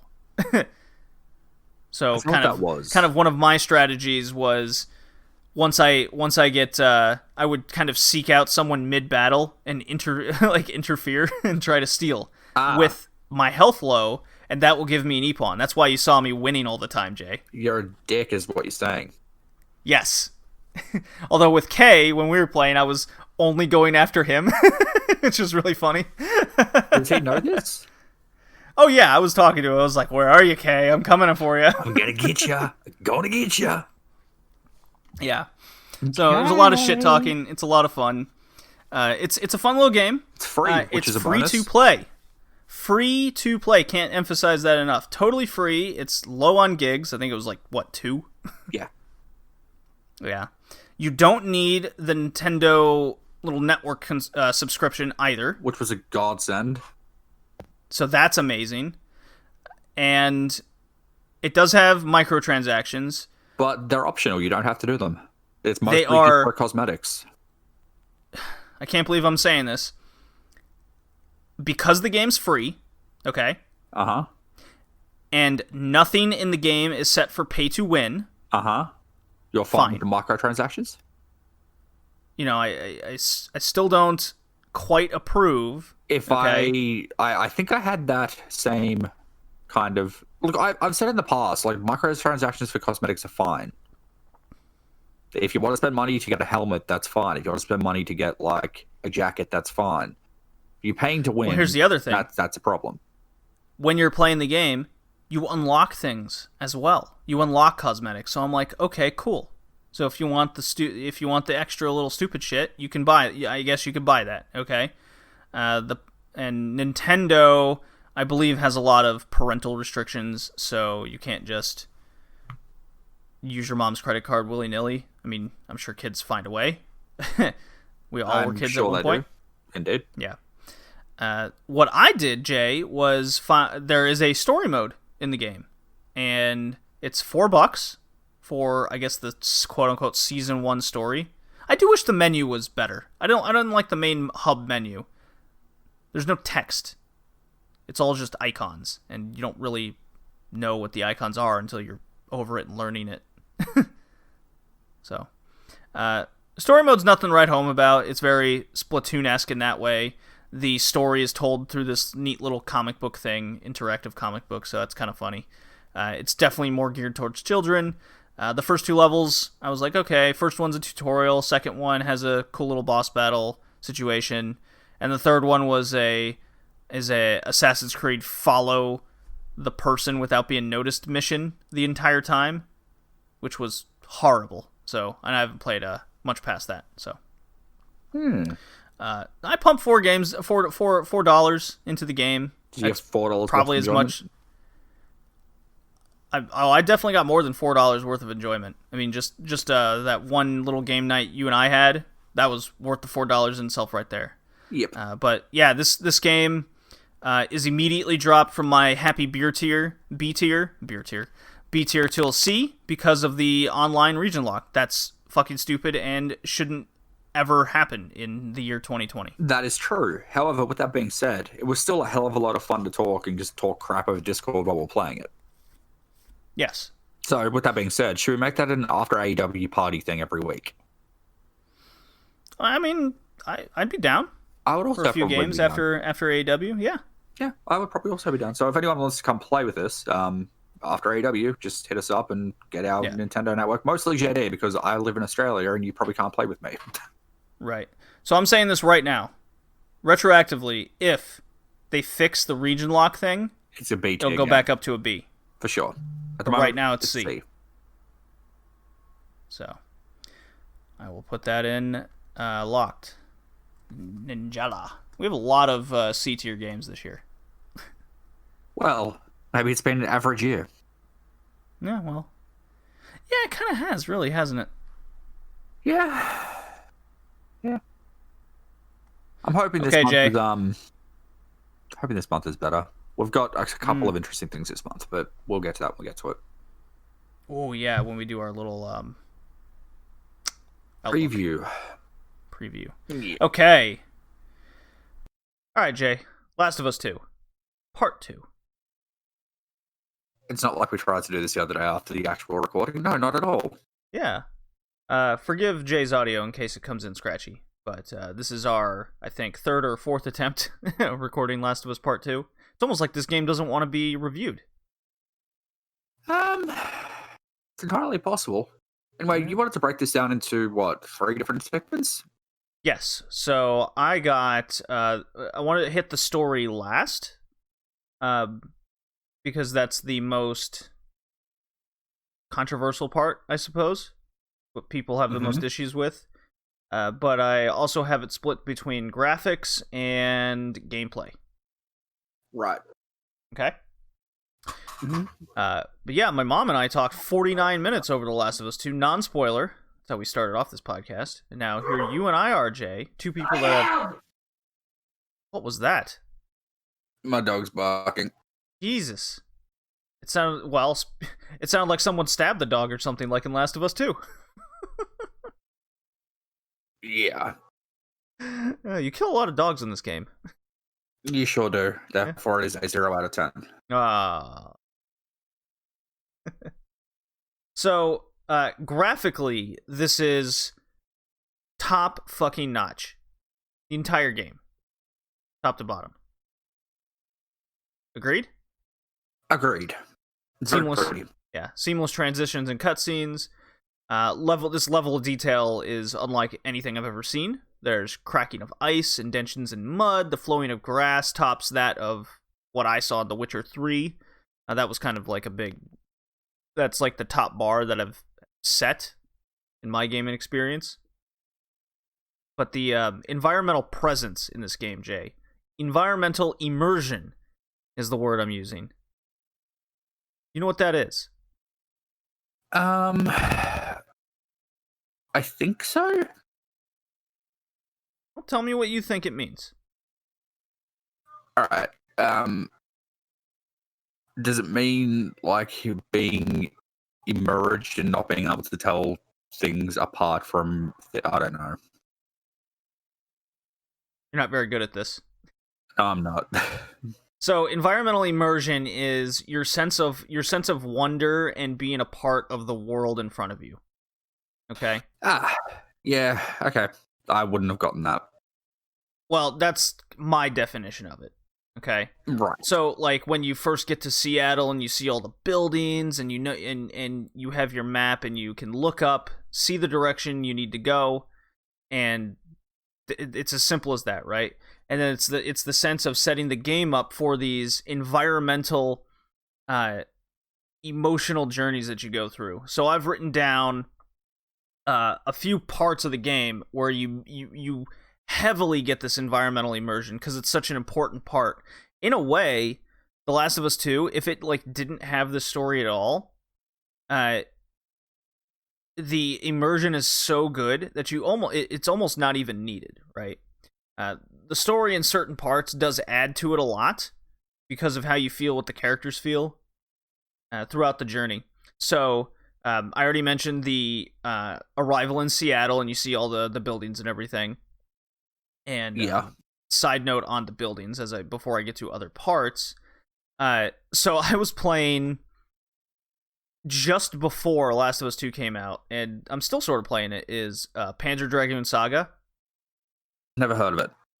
Okay, well, we just covered it on the Retro Gaming podcast in the Sega RPGs episode, and you are in a pseudo open world, and you travel throughout the stage, okay?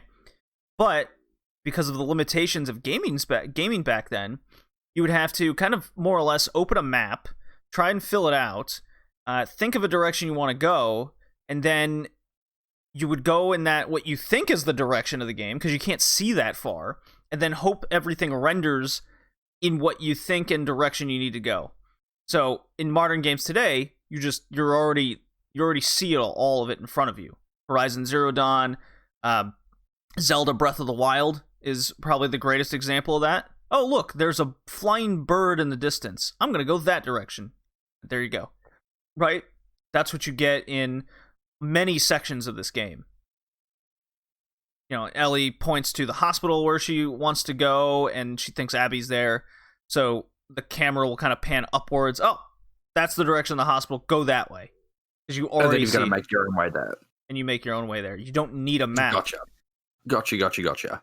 Yeah, and the game is made so well it's not totally linear, but everything somehow funnels in that direction you need to go.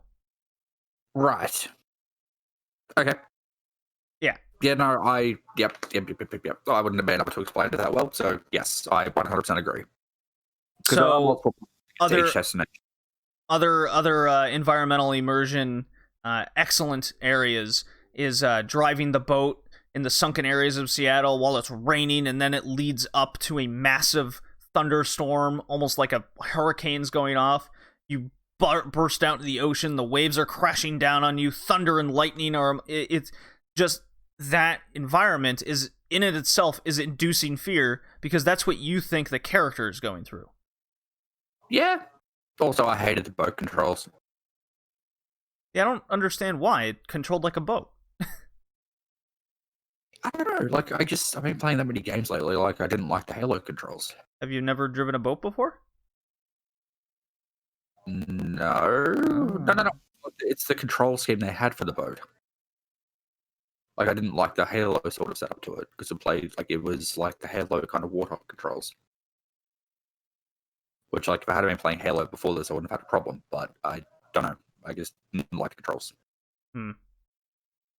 Don't know what you're talking about. Fair enough. Yeah.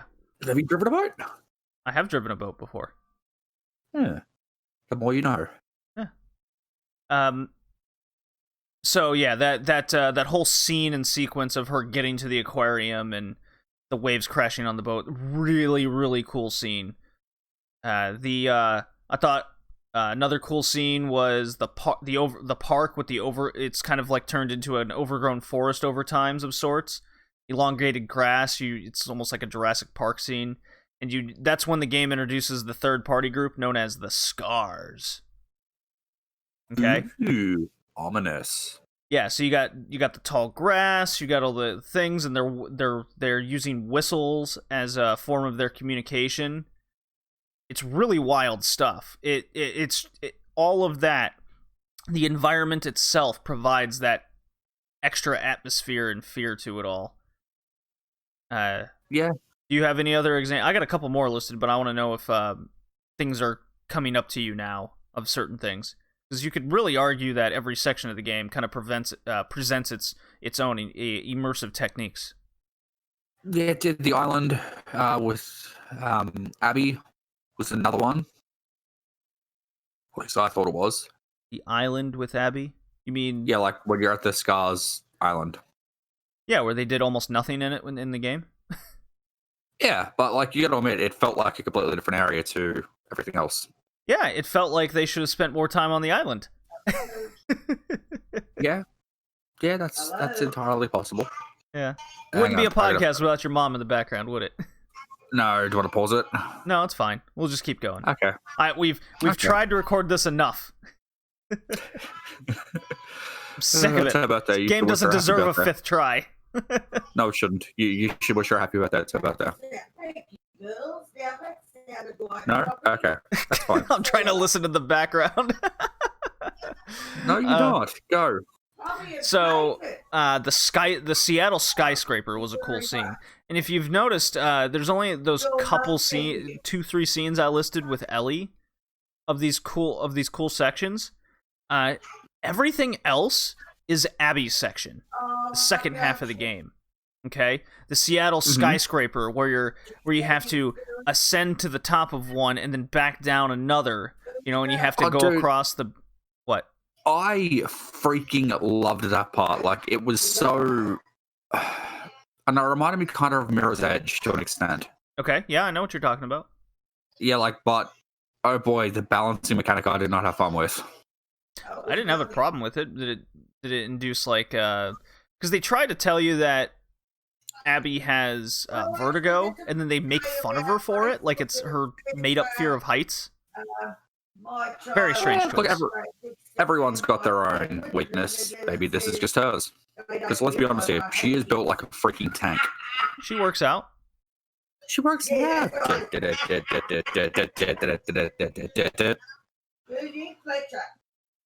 No? Okay. Okay. I keep getting distracted by your mom in the background. I don't know why she's yelling, but okay. Yeah. So I'm gonna mute you for a second. That's what's gonna happen here, and I'm gonna talk and then unmute you when I'm done talking. Okay. Okay. So yes, the skyscraper part was very awesome. There's a sick scene where this I guess it's a crane that's the only thing connecting the building, and what the Scars have done is they've created a pseudo bridge of sorts, and the only way to go from one end to the other is to cross this scaffolding, and it's very cool how there's fog and everything happening, the wind is picked up, you really feel it all, and then the game you descend the floors of the building, and it slowly gets more and more dangerous as you go down because you encounter more zombies. Okay, the clickers and whatnot, and some shamblers, and a bunch of the different enemy types going through this. One of the better parts of the game for sure. And in the meantime, you're kind of talking to this side character Lev, who really plays a minimal role. It felt like they could have. Anyways, that's more story part. So the skyscraper part was really cool, and then Abby's part of being in a hospital and she has to go to the quarantine lower floors, known as they you know it as Ground Zero, where zombie growth has evolved and no one's been down there for ages. They don't know what it's like. This is my favorite part in the game. This felt like it belonged in either the first game or Resident Evil game. It was incredible. It was the best environmental immersion part I experienced the entire game. And it also led to the only pure boss fight in the entire game, which I think they should have done a lot more of this easily, because then it could have led to a lot more interesting enemies. You could have used Abby. You could have used Abby's attributes more, etc., etc. And then the climactic battle scene on Scar Island. Jay, you mentioned the island itself. Just that last scene where the wolves are attacking the island and there's fighting. There's burning buildings and a fight with there's that cool random super Scar fight that you have. Would have been much cooler if, it was a character we knew and was introduced to and had anything to do with anything. But cool fight nonetheless, and a cool scene of all going through all the burning buildings. It kind of reminded me of something out of like Uncharted 3. So, this is the environmental immersion is where I think the game shines the most, and a reason why, and graphically why, the game is at least average just on this part of its own merit. So, however, I can't help but feel that with a much better told story, and all these moments actually ending with something impactful in gameplay, like, say, the Yakuza series, how that does it very well, this one always ends with a climactic cutscene each and every time. So, let's go back to that climactic scene on Scar Island, where you're going through the burning buildings and such, and yes, you do get to fight the dude with the super dude on Scar Island, but it's a very short fight. It's all about showing you gore rather than you actually playing something, and then it continues there for actually a few minutes, and it just shows you kind of rowing away, watching all the destruction happen. It's all about the scene instead of the gameplay. The Yakuza series, it's always a fight, right? You're always fighting something, you always do something. The whole purpose is leading up to that particular fight. This battle scene on Scar Island wasn't leading up to that fight. It was leading up to the escape, and the escape was a cutscene, not the fight.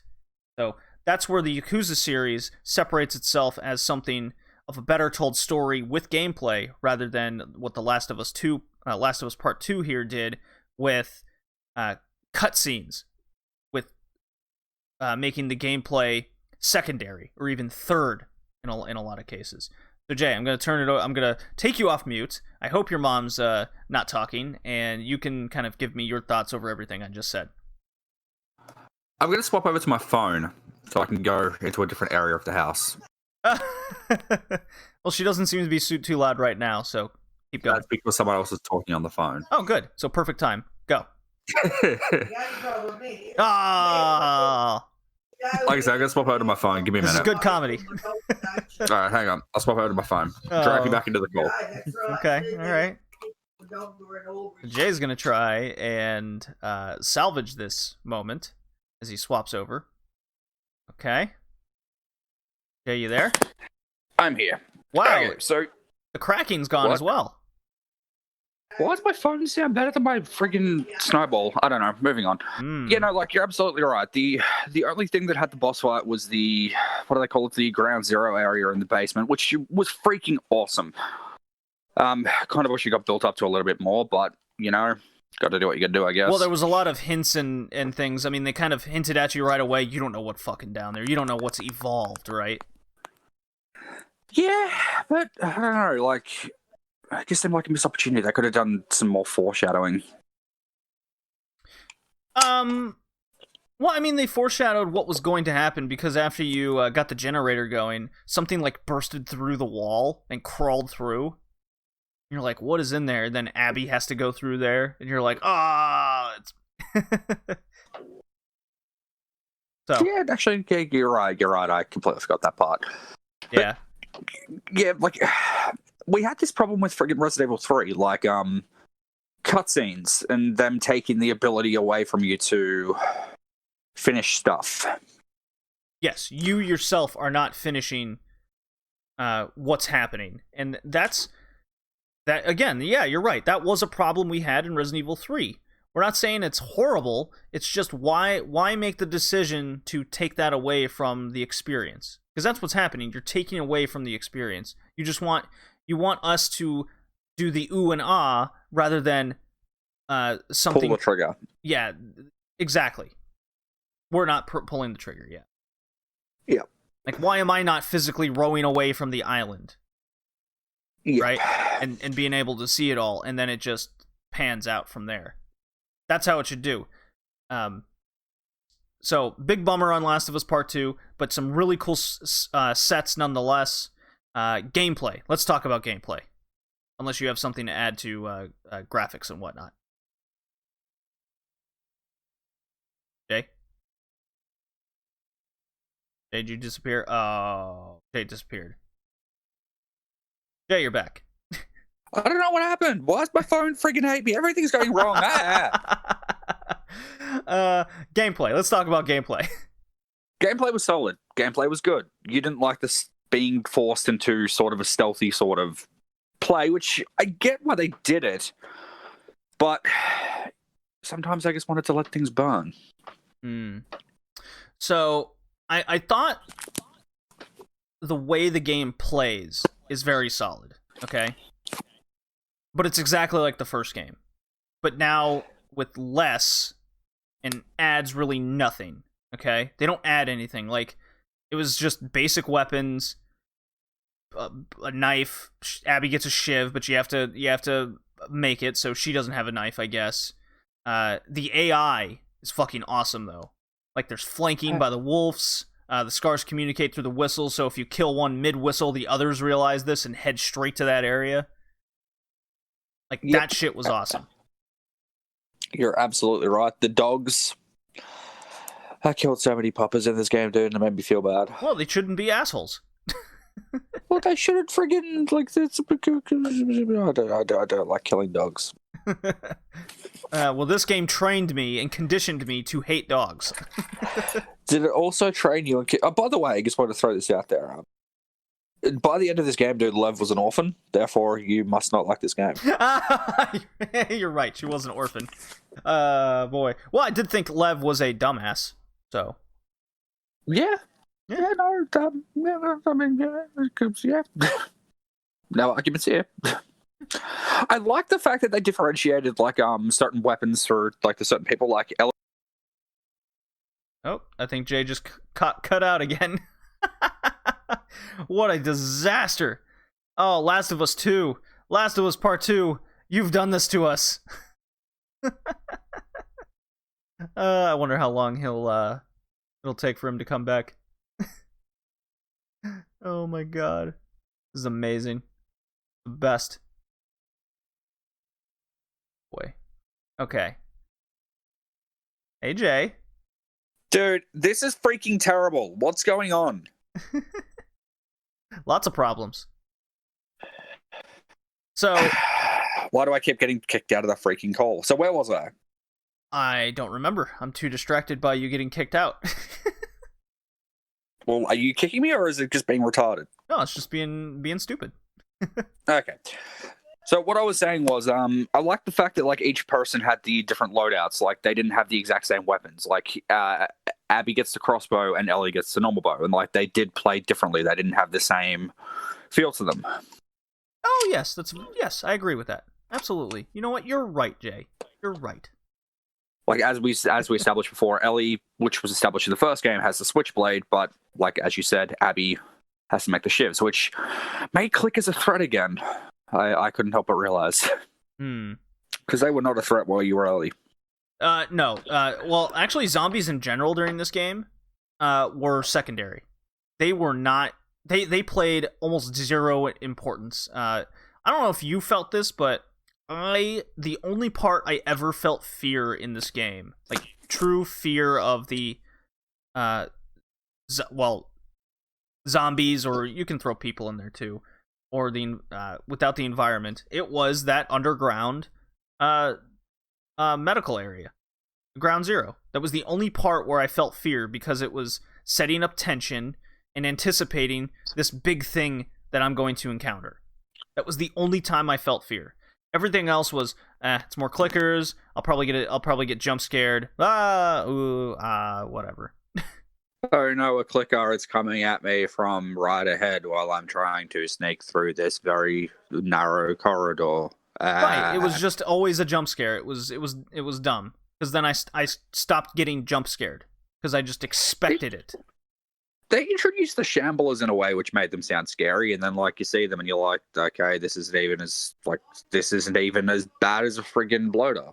No, remember? Okay, so that's a great example, actually, of something I want to get into a little bit here. Is the bloater in the first game was that epic boss battle type setting, because the game sets up you with your weapons at a low level, where it's hard to kill this bloater in that school gym, and it's fucking awesome, right? Yep. The shambler, they go, it's a shambler, and then you're above in the rafters, and you're like, okay. And I was chopping at the bits. I'm like, hell yeah, I'm gonna get like a boss fight or something. And then you drop down, and it's no big deal. Yeah, like the only thing that was differentiated from the other zombies was the fact that you couldn't like grab it and stab it. That was it. It was nothing. They could have easily set the game up for a much more epic encounter with your first shambler, or 2 or 3. You know, maybe establish that the shamblers go up in groups. The stalkers are another example of a very disappointing enemy, and that's really the only second new one in the entire game. Besides your boss fight, but do you count that as a new enemy? No, I don't. Like an enemy was something that should be you keep encountering, or maybe that opens up something for another enemy to encounter later. Something.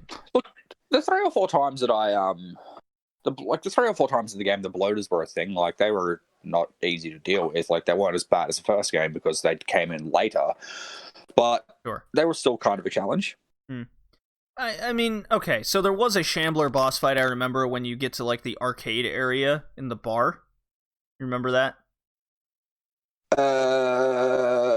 Driving on the boat with Ellie, and you crash through the ceiling into an arcade, and there's a shambler in there. No, that was a bloater. That was a bloater fight. But I had so much ammo, I just hit it with, like, 3 Molotov cocktails and hit it with a shotgun once, and it was dead. Like, it was just nothing. It was just immediately dead. So, I also, like, I don't know if you had the same problem that I did. Well, it wasn't really a problem given the circumstances of things, but, like, did you always seem to have more than enough supplies? Yes. So this was my issue in the gameplay. So, the game to me forced you to play its way. Okay. And the only section I didn't feel that way was the very last chapter in the game, going through, like, the rattlesnake compound, or whatever they're called. The slavers. The slavers compound, yeah. That was the only area I felt like I could play either utilizing the zombies to my advantage, which I thought was a really cool mechanic that they only let you do, like, twice before that. Go 28 weeks later on their ass. Go 28 days later on their ass, exactly. Going guns blazing, which was a total option that you could do because there were so many dudes around that you could take their ammo, so you're always filled up to go guns blazing. Or if you're a master of stealth, which is kind of what the game teaches you to do the entire time, basically, in my experience, that was it. So those are your 3 options in the game, and it's only that very last section that you do. And by that time, I was kind of checked out of the game at that point.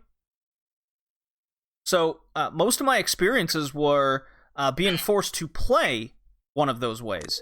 So I was always filled up on ammo because 8 times out of 10, I was because 8 times out of 10 I was forced to play stealth, so I'm not using the ammo. And then if I was playing guns blazing, it's because, like, the dogs were involved, or there's a whole section where it's a maze of houses in a residential area. So that area in itself is a guns blazing book it area, and that was a common trope in the game where it's forcing you to use ammo, but because the clips and everything are so small that you go through it almost immediately, and you're forced to kind of run, and that's how you end a lot of areas, is just running away. Which I get it. It fits the mold of the world, because you're one person and realistically you shouldn't be mowing down hundreds of people. But the game in storyline tells you that you're doing this, right? So that's really lame how that's handled. Right. Yeah. I did like the mechanic of using the clickers to your advantage. Like there's when you get into the subway area and it's you and Dina, Ellie's girlfriend. What are we gonna do? We're trapped, and you throw a bottle across the room, and that attracts the clickers to over there, and then the military dudes, the wolves, see them, and then they all attack each other, and you can kind of go out the other side. It does it another time in the game too. That's really cool, and I think that could have been used more in the game, of using the zombies in the zombie apocalypse to your strategic advantage if you so chose. Yeah, I 100% agree that those moments which you just spoke about were way too few and far between. Yeah, and that was my problem in Shadow of the Tomb Raider. Well, it's a game I liked, but all of your gameplay options and choices you only do once, rather than making it a strategic element of the game, and make it frequent enough that you love it, but don't make it too frequent where it's overbearing. Okay, I know it's a middle ground you have to meet. This game was just way under that, and that's a problem. Yeah, no, you're absolutely right. You're absolutely right. So, let's see. I also have okay, and that's I found the upgrade system to be pretty much entirely worthless in my experience. Look, the only thing it really did was add crosshairs, which adds nothing. So why have it? And there's so much animation in it all. It's like they really worked way too hard on such a minuscule part of the game. Are you telling me that you did not like the way that you open cupboards? That was actually quite irritating. See, the first one, like, you just spam the triangle button. It's just like Joel just like leaps from like corner to corner, just like within a split second. Yeah, because that's fine. It's a video game. I don't want to have to. Like when I first saw that animation of opening a cupboard where they bend down, open it up, kind of step to the left, the door opens, then they step in, then they gotta look underneath, and then they grab it, and then the arm puts it in their little sack. That's all part of the animation sequence, and you have to wait, and so when you're scavenging, it takes forever. Red Dead Redemption 2 had a lot of that. I didn't like that either. Oh yeah, dude, Mad Max at the moment has a lot of that too, and it's pissing me off. Ugh, gross. Yep. Yeah. I guess like sometimes when it comes to those sort of cinematic-y things, like I get why they're there, but at the same time, like, would an option to turn them off be used? I don't know, like, is it possible to implement or not? I'm sure they could implement it in this game. I mean, did you go into the options and see how accessible and customizable you could make your gaming experience?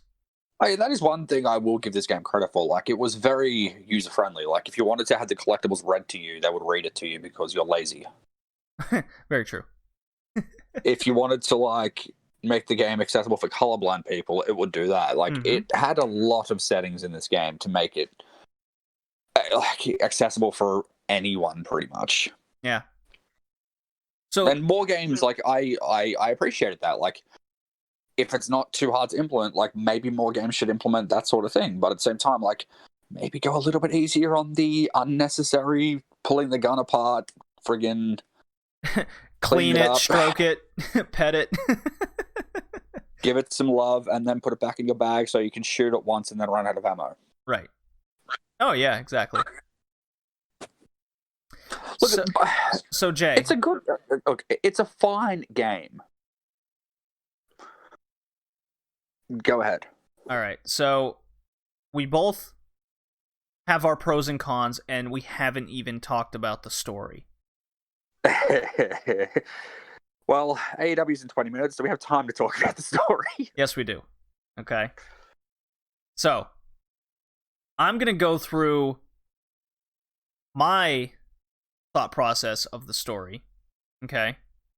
Then you can go through yours or interrupt me as follows.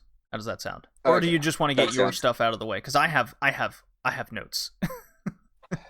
No, you by all means take your notes, and I will come in sporadic. That ain't a word. Sporadic intervals, and we will just see if we have the same things. Okay, so this is what I want you to do. I want you to just say, JD, I have something to say, and just jump the fuck in, shut me down. Okay. So it's definitely a game made to live and die by its story. Okay? Correct.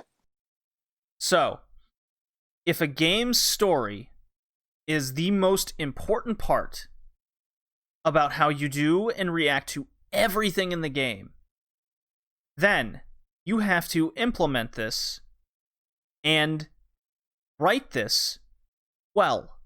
Okay? Correct. Yes, just like a TV show.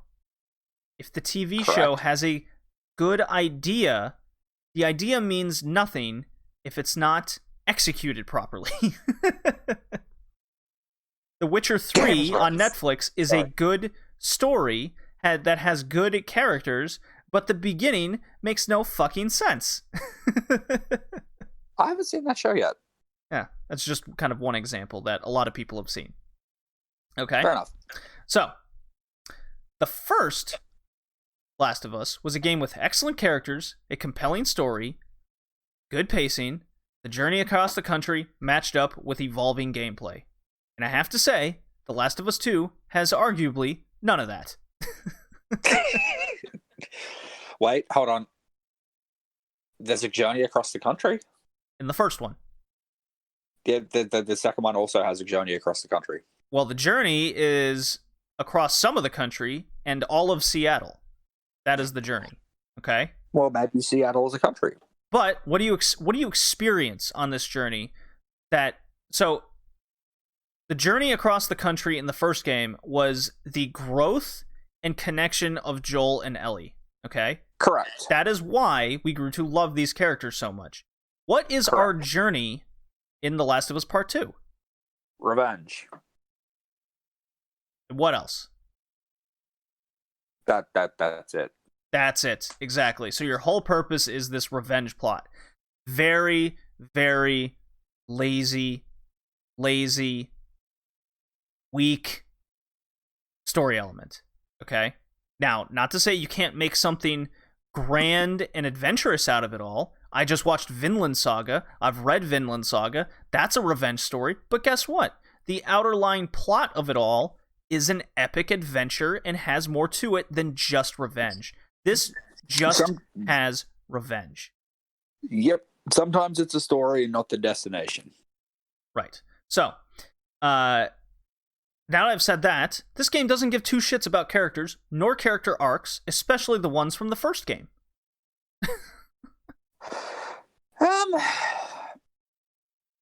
Yeah,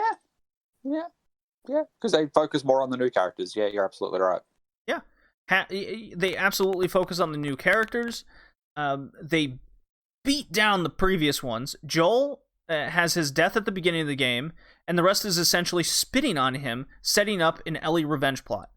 That's all it is. It's very unimaginative, but at the least,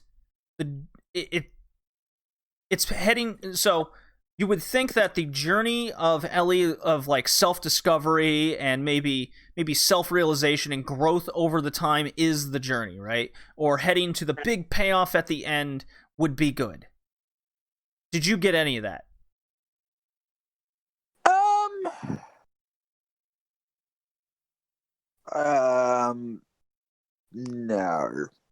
No. What did Ellie learn? Nothing. And it's not just she failed in the revenge the first time. They do it twice. Yeah. So. Yeah. So no, half the game you even play as the character that killed Joel. This is Abby we're talking about. You're conditioned to hate this character from the get-go because she's the one that has killed your beloved Joel. He's not a nice guy by any means, but she tortured and beat his ass with a golf club right in front of Ellie, the other character we loved from the first game, and sets up the story. You're even told in this one at the start that these two are your lovable main characters. These are the two you should be invested in and reach their psychoclimactic realization in the end. But no, in a climactic moment of the game, it goes bang, 180. Now we're in a park playing as Abby, and oh look, there's her loving father, blah-de-blah-de-blah. I don't know about you, Jay, but when that happened, I go, what's going on, and why is this happening?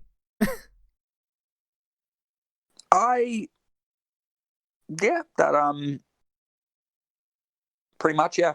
Yeah, that first hour and a half with Abby, I was so annoyed. It was just walking and talking, nothing happening. This was as bad as that stupid robot arm section in Final Fantasy VII Remake. Oh, that section wasn't that bad. Yes, it was. It was atrocious. It was there for like half an hour. It was fine. It was at least 45 minutes. I remember this. But this was even longer. It was twice that. So, this game takes and makes such a focus on Abby, right, at this point, to make it manipulates you, right? It everything about the game from that point on, like all the cool weapons are Abby's, all the cool emotional moments and character growth, it's Abby, right? You have to feel for her because her revenge is also justified. You have to feel. It's like, no, we watched at the first 5 minutes of the game her beating some ass, right? To death in torturous fashion. Okay? Correct. And then Abby's section just never ends. Just never ends. And while this is all going on, it manipulates you into thinking Ellie is actually the bad guy and Abby is good. Right? Yeah. You spent 12 hours hating this person. This is all so terrible, okay? It's all about trying to humanizing her, like, oh, you get to pet the dog and blah-de-blah-de-blah, like all of that. It's all character manipulation. Very important question. Okay. How long did you play fetch with the puppa? I threw it once. I threw it the bare minimum I could. Because those asshole dogs were attacking me for a good 10 hours of this experience. You know, I get you, but that puppa, dude, that puppa was a good puppa. It played fetch, and I played fetch with the puppa. Yeah, well, when a dog comes for my neck, I'm looking at another dog going, you're not getting my neck again, buddy. Yeah. So you also got to you don't realize it when you were Ellie, you killed that dog later. Oh, I'm well aware. I didn't care about that dog. Let that dog have some fun while it's alive. Yeah. So, it's so much walking and talking, not doing anything while you're Abby for a lot of it. There is some good environmental immersion, no doubt. There's some good scenes, no doubt. We talked about them. But it's still so much walking and talking, stealth with no real goal that you feel. But fuck, you got time to play fetch with Fido. Like, what? So, I'm not kidding when I say Last of Us 2 feels like 3 completely different games. One game is Ellie, one game is Abby, and then the last 2 hours, that third chapter, where it's Ellie Revenge Part 2, is a third game entirely. That's how I felt playing this. Yeah. Yeah. No, I see exactly your points. Yeah. So furthermore, the changing of Ellie, I don't understand. She's now dark and disturbed and maintains none of her original character. There's no evolution. It's all off-screen development outside of the Joel death, right? Because that's her revenge, right? That's her character now. It's just super revenge girl. The story being told in a super jumbled mess makes no sense. Which is funny because it's just part 1, you're Ellie, revenge. Part 2, you're Abby, not so revenge, she's loving, whatever. And then they meet in the middle. They beat each other's ass. they leave because it's like revenge actually bad, and then cuts to the farm later, and Ellie's like all happy and whatever, and no, revenge bad again. So go back there. It's like, oh, why? I thought the game was done when I was at the farm, to be honest with you. Yeah, it felt like the ending, right? Sure did. And you still had like 2 hours left. Made no sense to me. Yeah. Yeah.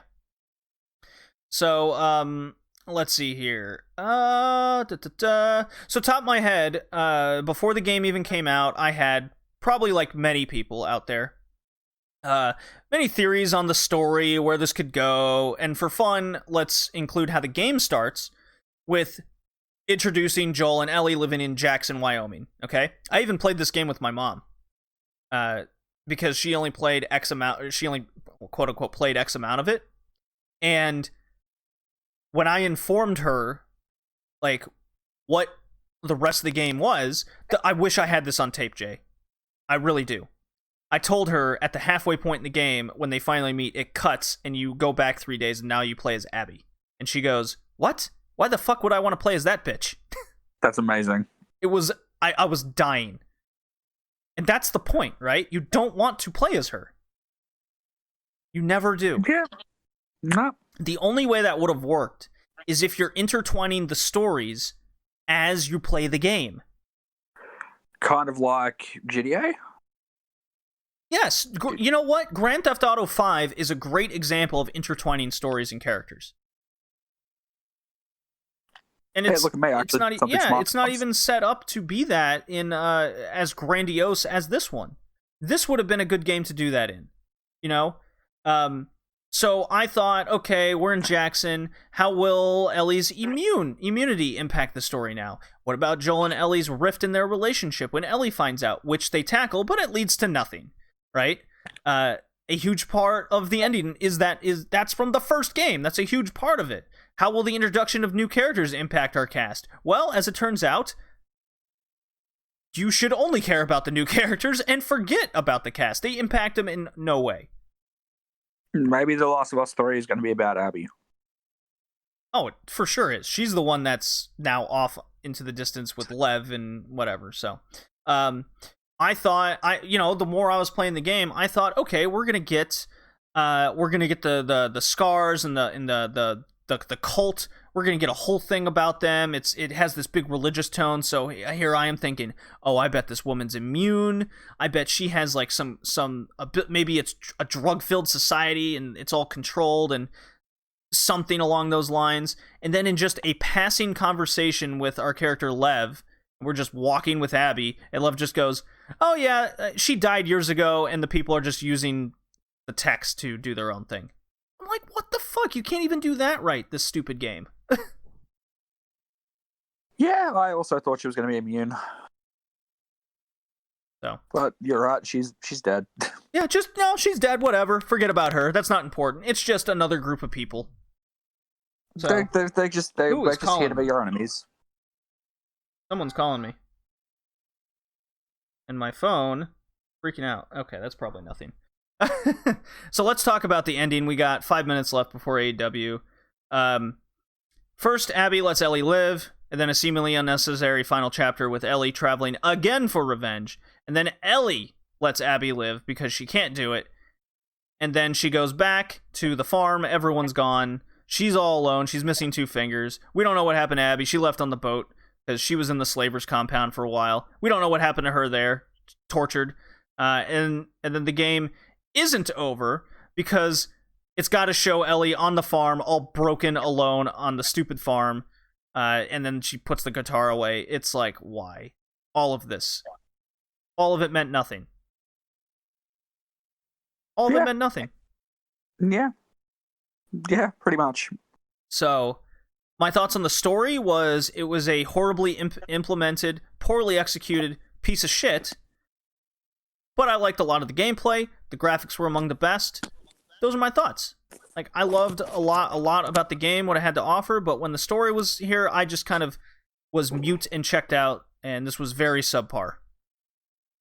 Yeah, that you've nailed it on the head. Yeah, I really felt like they added nothing to the world. They only broke down the previous characters. So Why? Why indeed?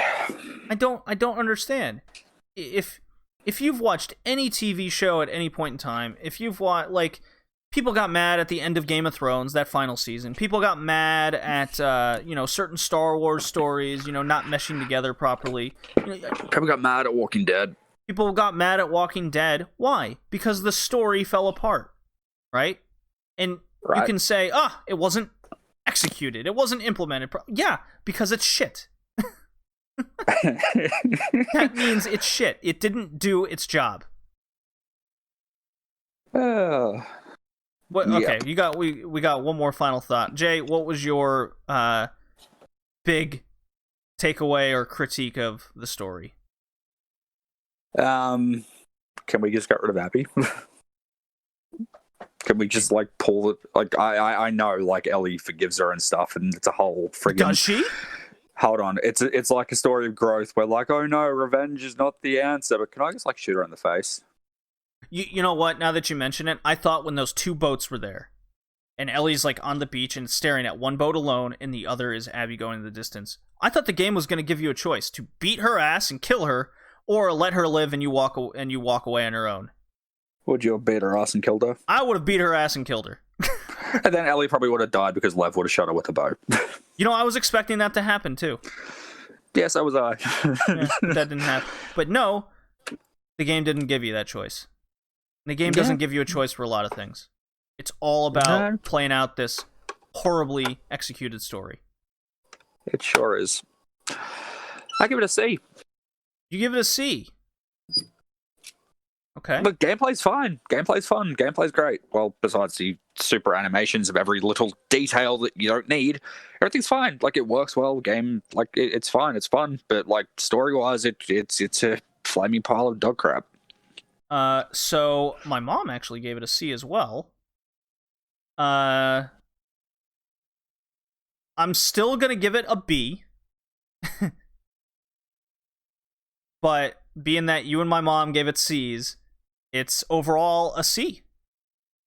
So, holy shit. I think it's on the higher end of C's that we've played this year. But now that I think about it, it's just a higher grade made Resident Evil 3 remake. How about that? How's that for a comment? That do it for you, Jay? Jay? I'm back. Yeah. So overall, it gets a C. Why does Discord hate us today? I don't know. So, real quick, we got 3 games listed for July. Might add more. It's Deadly Premonition 2, Paper Mario The Origami King, and Ghost of Tsushima, my most anticipated game of the year. That's also the one, again, that my mom will be checking out as well. Hey guys, it's Red Leaf Retrocast, Modern Gaming Edition. Jay from the Smackdown podcast, and, of course, from us too. See you next time.